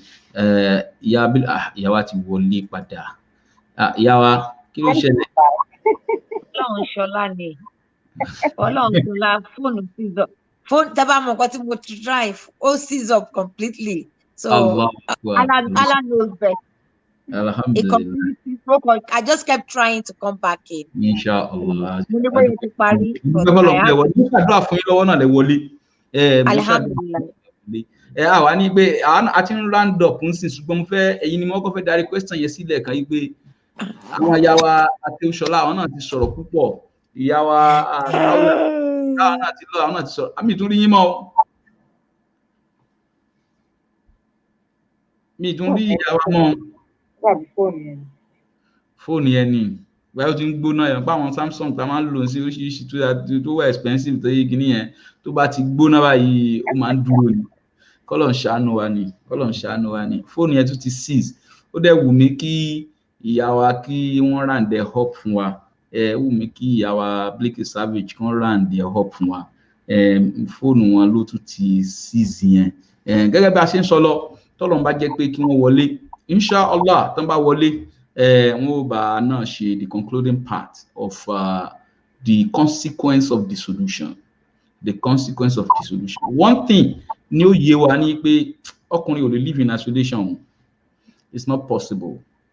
Also obìnrin náà kò lè dágbé yálà ìlú tá a wà yìí kò easy o obìnrin tó bá sọ pé ẹ ṣe kíní kan kò easy o gbé kóbìnrin dágbé kọkùnrin dágbé in isolation kò easy o ọlọmọjà rírú ẹ Ọlọ́run Ọlọ́run gbogbo àwọn tí létí ń mì báyìí tí ilé yẹn náà ti fẹ́ dàrú mi ò fẹ́ tiẹ̀ ọkùnrin náà ti gbọ́n tá ń sọ yìí náà àwọn obìnrin náà ti gbọ́n tá ń sọ yìí náà àjọ àmẹ́ǹdì ẹ̀ ní ẹjẹ́ àjọ fi sùúrù ẹjẹ́ àjọ fi ṣe àwa obìnrin most especially nígbà tá a bá lọ ilé ọkọ àtàbá wà nílé ọkọ ẹlòmíì ní hypertension ẹlòmíì ti ní high blood pressure ẹlòmíì wọn ló ti ní depression látara wípé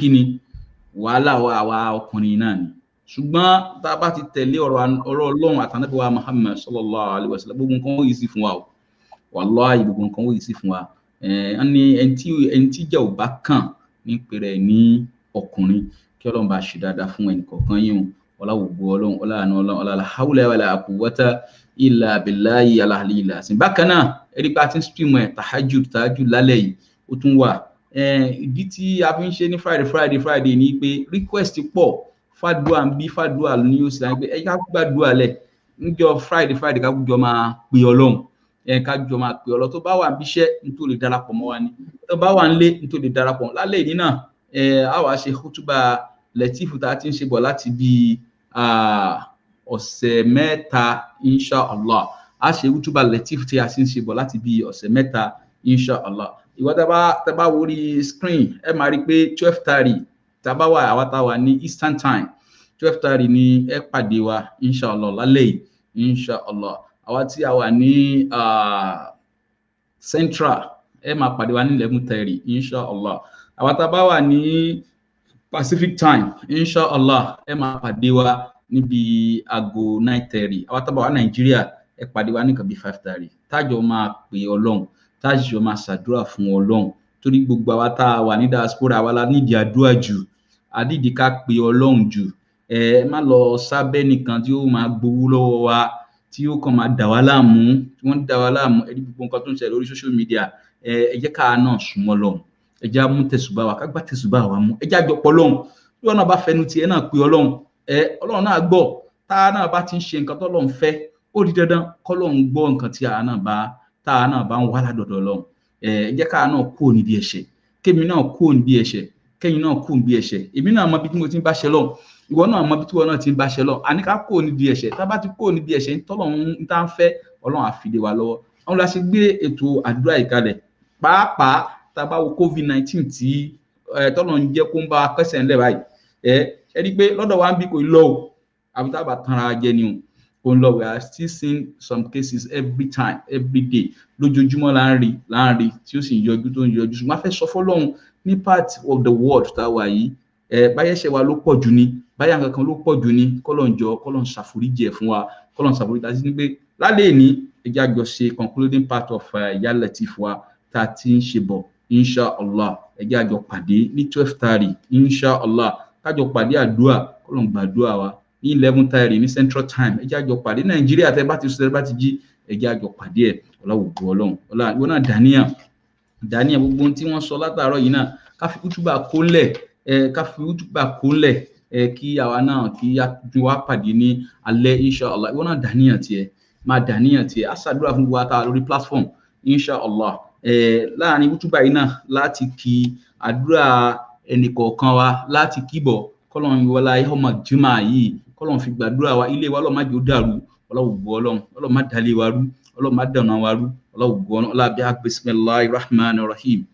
bismillahir rahmanir rahim wọn náà máa dàníyàn dàníyàn tó bá ń fẹ́ lásìkò tá a wà yìí kọ́lọ́n wọlá gbígbàdúà tó wà lásìkò tá a wà yìí kọ́lọ́n wọlá gbígbàdúà tó wà àsìkò yàmà jùmọ̀ yìí níjọ́ jímọ̀ yìí kọ́lọ́n wọlá gbígbàdúà tó wà lásìkò yẹn náà kọ́lọ́n gbàdúrà mi kọ́lọ́n gbàdúrà tiẹ̀ gbogbo àwọn ẹ̀yà wa tá a pè sórí ètò lénìí ẹ̀rí pé ọ́ní tí anábì tó ní pé tí a bá kọ́ obìnrin kan tá a bá kọ́ ní mímọ̀ a kọ́ nation la kọ́ ẹ wo bí alájà wa Rashida Akínsọ́lá ẹ wo bí wọ́n ṣe ń mú fact wá fún wa ẹ wo bí alájà wa Savage ẹ wo bí wọ́n ṣe ń gbé wa lọ sójú ọ̀nà tí wọ́n sì wá lọ́nà ẹ wá wo alájà wa Kaula ẹ wo bí wọ́n ṣe ń fi ìmọ̀ tí wọ́n fi ń kọ́ wa tí wọ́n fi ń share personal experience wọn ń share personal experience wọn tó jẹ́ pé ó tún wà touching wípé àṣebáyé ṣe rí ni ìwọ náà má torí pé ilé tó fẹ́ mì ẹ́ náà ìwọ náà lè túnṣe ìwọ náà lè túnṣe látara àdúrà ọlábí bismillahirrahmanirrahim bismillahirrahmanirrahim ìwọ náà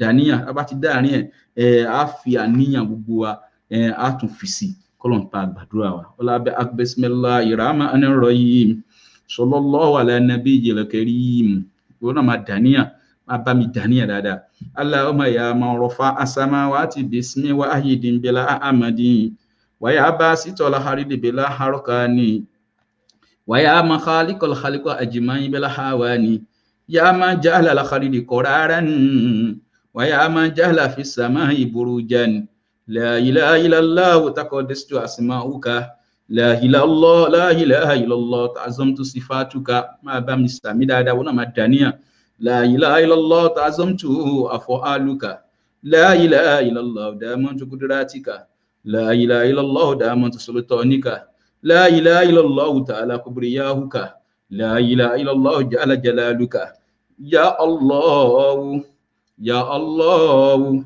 يا الله يا من له نور وأقمة يا من له خل وقوة يا من له برهان وقدرة يا من له سلطان وهيبة يا من رفع درجات يا من له الحمر ونحن كل أسألك باسمك العظيم العظيم الذي ملكوت به كل شيء أن ترفع وجودي إلى السماء وإذاتي بك على مخرج إخياتك أن تدعى لي أطاك التكبيرين وخردنا برؤد خيبتي وأجلسني على سير الحزمة متواجا بتحجن عزتي والبحاه والدرات على سرة كل عافس ليس الأعمى خرج ولا الخارج أرج ولا المريض أرج ولا يطيع الله ورسوله ندخل الجنة تجري من تحتها الأنهار وما يتولى الله نحاسب حسابا حليما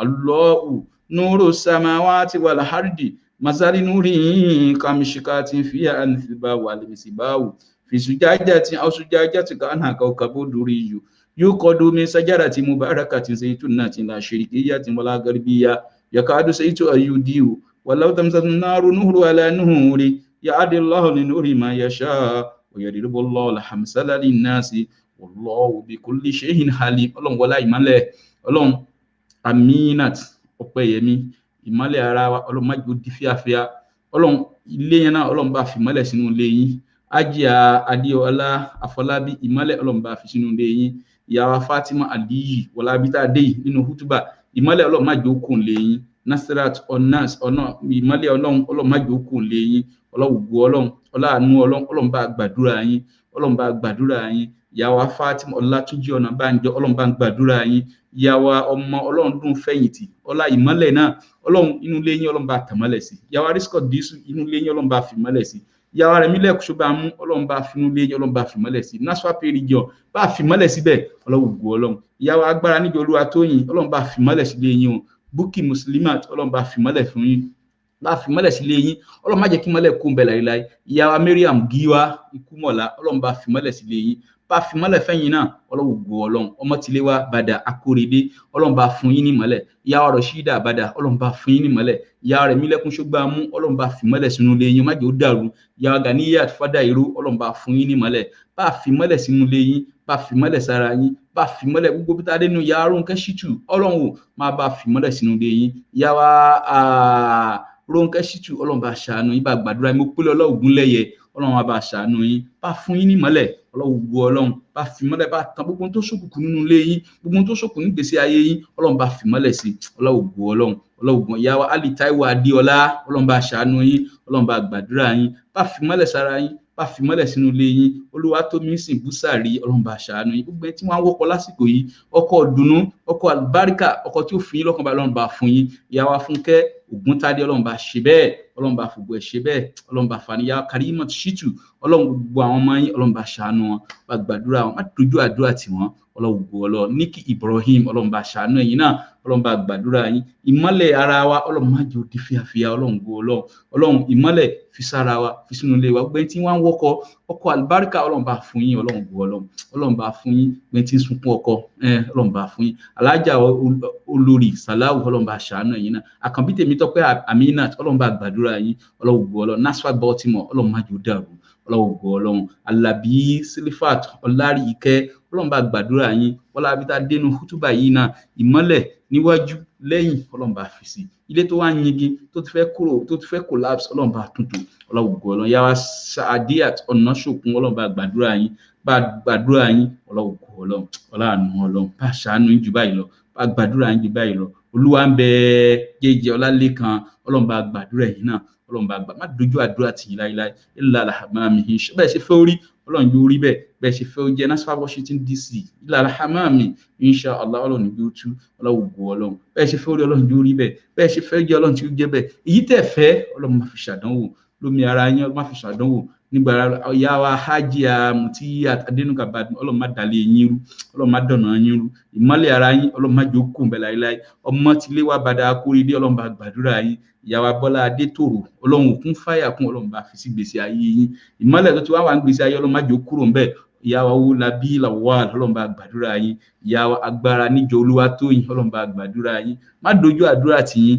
bákan náà àwọn guest lecturer wa ìyàwó Rashida Akínsọlá ọlọ́run bá gbàdúrà tiwọn náà ìyàwó Gbémi ọlọ́run bá gbàdúrà yín ọlọ́run gbọ́ ọlọ́run ìyàwó Akínsọlá ọlọ́run bá gbàdúrà yín má dojú àdúrà tì yín láíláí ọlọ́run gbọ́ ọlọ́run ọláàánú ọlọ́run ọlọ́run gbọ́ ọlọ́run ọláàánú ọlọ́run ìyàwó Kaola ọlọ́run bá gbàdúrà tiwọn náà ìyàwó Biliki Savage ọlọ́run bá gbàdúrà tiwọn náà wọ́lá gbogbo ẹni tẹ́ ń ṣàdúrà fún tẹ́ńsà mi ya Fatima Aliyu ọlọ́run bá gbàdúrà yín ọlọ́run gbọ́ ọlọ́run wá wọlá orí platform ní gbọ́n tí wọ́n ń wọ́mọ tí wọ́n bẹ lọ́wọ́n mọ́ ọlọ́run bá fún ọlọ́mọ àlùbáríkà ọlọ́run bá fún ọlọ́mọ rí ọlọ́run bá fún ọlọ́mọ rí Ìdòwú Bísíríyù ọlọ́run bá gbàdúrà yín ọlọ́run gbọ́ ọlọ́run ọláàánú ọlọ́run gbọ́ ọlọ́run má dojú àdúrà tì wá láíláí bá a ṣe fẹ́ orí ọlọ́run jó rí bẹ́ẹ̀ bá a ṣe fẹ́ jẹ́ ọlọ́run jó jẹ́ bẹ́ẹ̀ wọ́n náà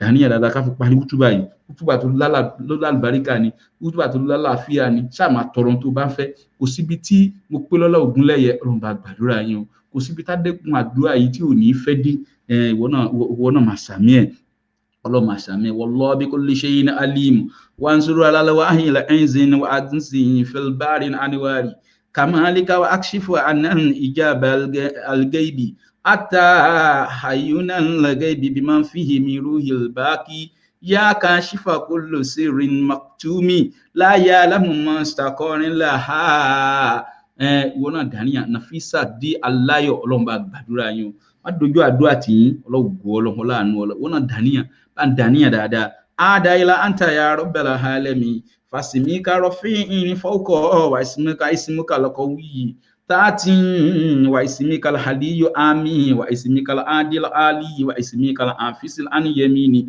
wa ismika al-manihu an shimali wa bismika al-awwalu anta afasal hawali wa bismika al-akhiru anta afasal akhiru wa bismika az-zahiru anta afasal zahiru wa bismika al-batinu anta afasal batinu wa bismika al-azizun anta afasal nafsi wa bismika shahida anta afasal qalbi ọlọ́run bá gbàdúrà yín Amina Tọ́pẹ́yẹmí ọlọ́run bá gbàdúrà yín jù báyìí lọ ọlọ́run gbọ́ ọlọ́run ọláàánú ọlọ́run wa bismika al-hayyul qayyum wa bismika al-hayyul qayyum anta afasal ruhuzin wala asilu fihi mukhrafati asma'uka al-mustarafan ala siwaya tasrifin al-ghaibatin ala sha'adati waj'ala baina wa baina ma la taqata li bihi min ibadika suda min azamtika wa hijaban min qudratika wa junda min sultanika innaka antal azizul jabbaru innaka antal azizul jabbaru innaka antal azizul jabbaru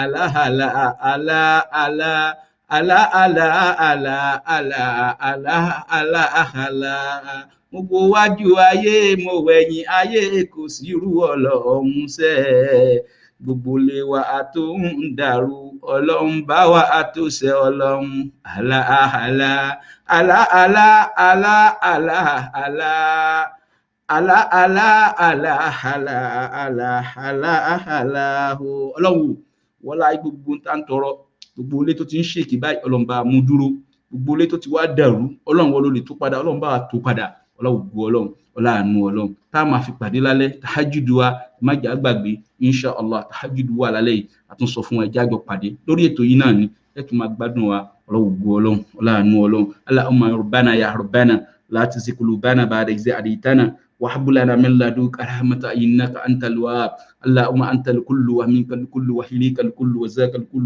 وكل برحمتك يا أرحم الراحمين يا رب بالمصطفى بلغ مقاصدنا فاغفر لنا ما مضى يا واسع الكرم ẹjẹ tún pa àwọn èèyàn wa tún wá jọjọ ìtàgé lálẹ́ yìí bákan náà I'm very very grateful.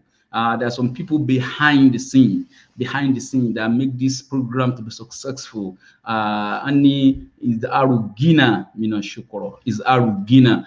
They might not show up on this program, but they are doing tremendously well, inshallah. May Allah in infinite mercy continue to bless them, continue to guide them, continue to bless them massively. Gbogbo tá bá ń ṣe wọ́n sì máa tún náwó wọn, wọ́n sì máa tún máa dá sí, wọ́n sì máa tún máa ṣe wàhálà, wọ́n máa ṣe gbogbo ẹ̀.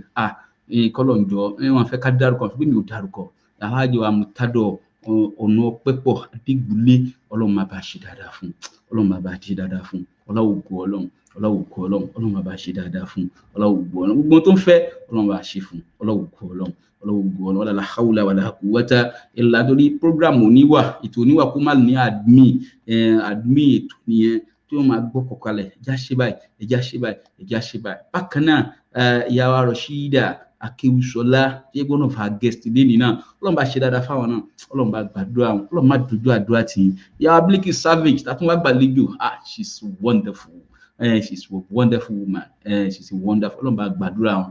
Ìyá wa Kaula náà gbogbo bàtà bá ti ń pè wọ́n ní wọ́n máa ń dá wa lóhùn. Wọ́n fi mọ̀ pé wá wọ́n ó tún fi personal experience náà wọ́n á tún fi sọ sí. Ọlọ́run bá gbàdúrà wọn. Ìjọ tẹ bá ń wé èèyàn Ọlọ́run má jẹ́ wé èèyàn tí Ọlọ́run láti Maryland ní láti Washington DC ní dé Baltimore ní dé California ní Bay Area Nasfat Ọlọ́run bá gbàdúrà yín dé Atlanta Ọlọ́run bá gbàdúrà yín dé Ontario Ọlọ́run bá gbàdúrà Toronto Ọlọ́run bá gbà Perry Ọlọ́run bá gbàdúrà Houston Texas Ọlọ́run bá gbàdúrà yín Ọlọ́run má dojú àdúrà ti gbogbo wa gbogbo tá fẹ́ Ọlọ́run bá ṣe fún wa Ọlọ́run dé New York Ọlọ́run bá gbàdúrà wa Ọlọ́run gbogbo Nasfat wa dé Los Angeles Nasfat wa Ọlọ́run má jẹ́ ó bàjẹ́ ọláàánú Ọlọ́run tó wá extend dé UK and Ireland gbogbo Nasfat wa náà bẹ́ẹ̀ Ọlọ́run má jẹ́ ó bàjẹ́ ọláàánú tó wá dé ẹ̀kọ́ta tó dé gbogbo branches káàkiri Ọlọ́run bá gbàdúrà wa àwọn national executive Ọlọ́run bá gbàdúrà wa má dojú àdúrà tì yín láíláí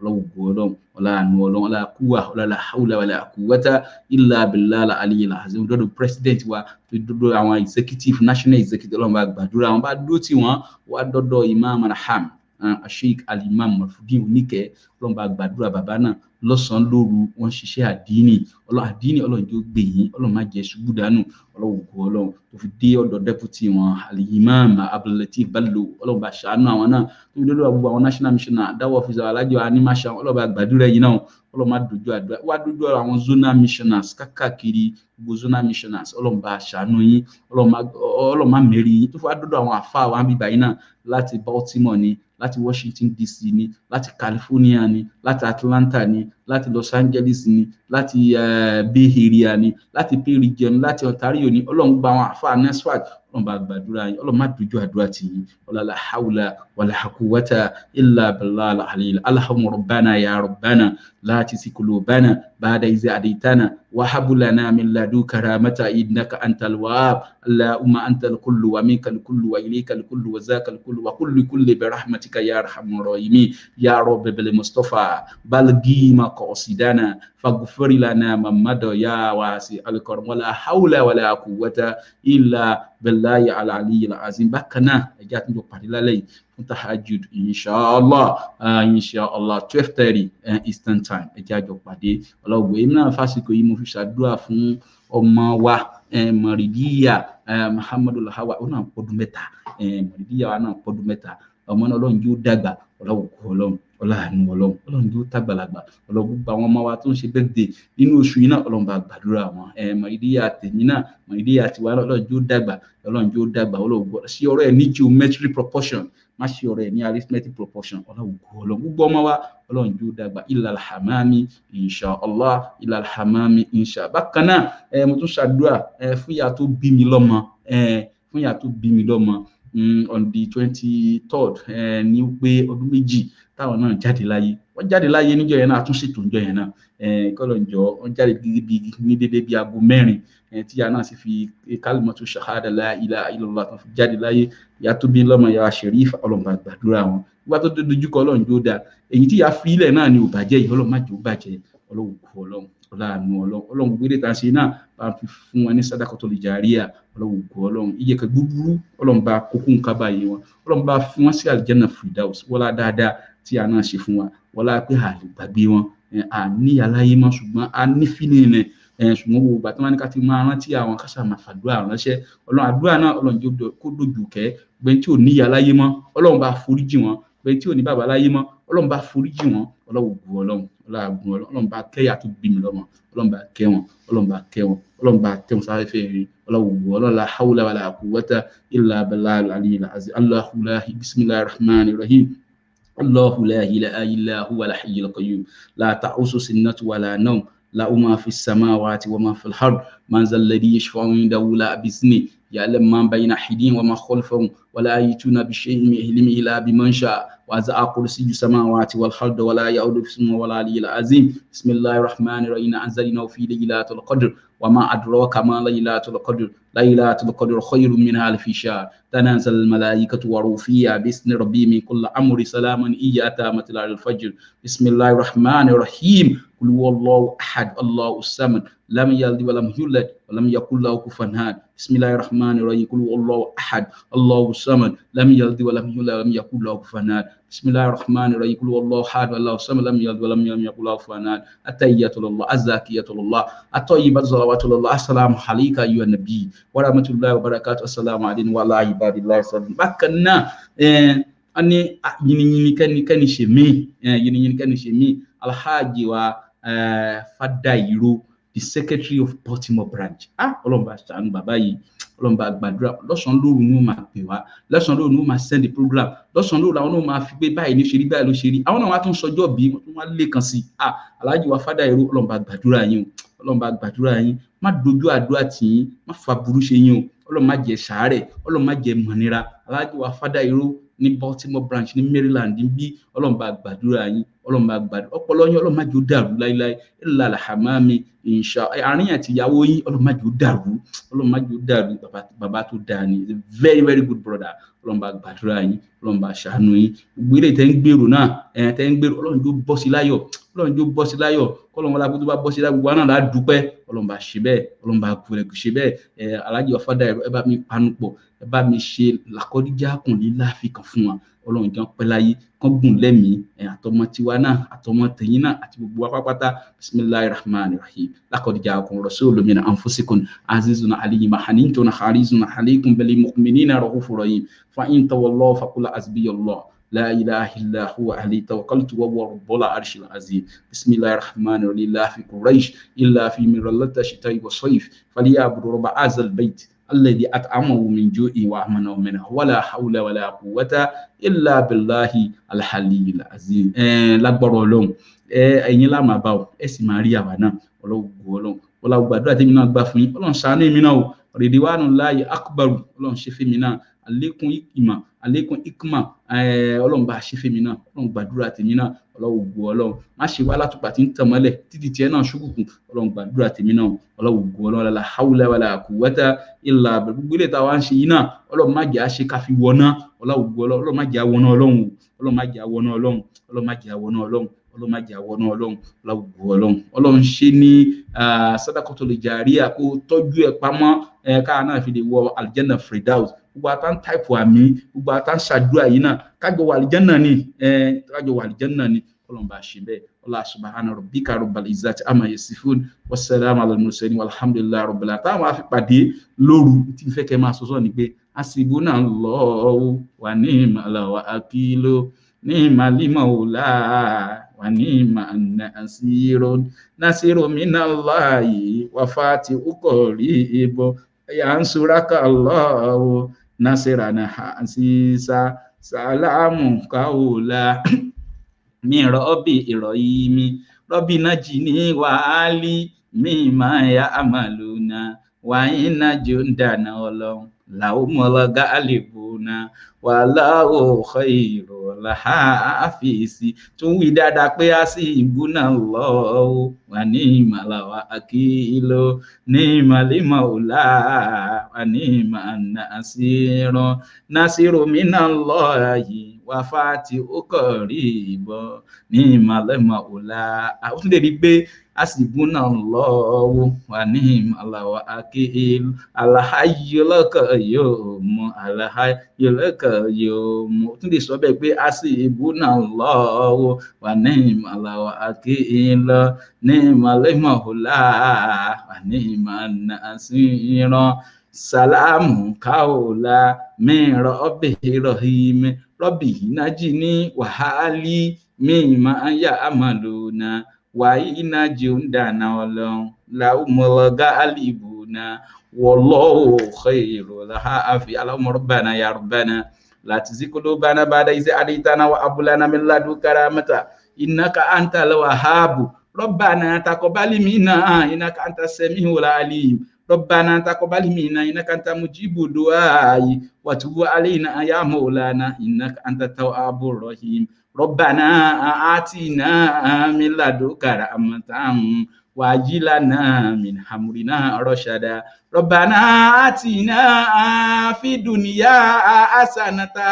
وفي الآخرة حسنة وقنا عذاب النار وادخلنا الجنة مع الأبرار يا عزيز يا غفار يا رب العالمين سبحان ربك رب العزة عما يصفون والسلام على المرسلين والحمد لله رب العالمين.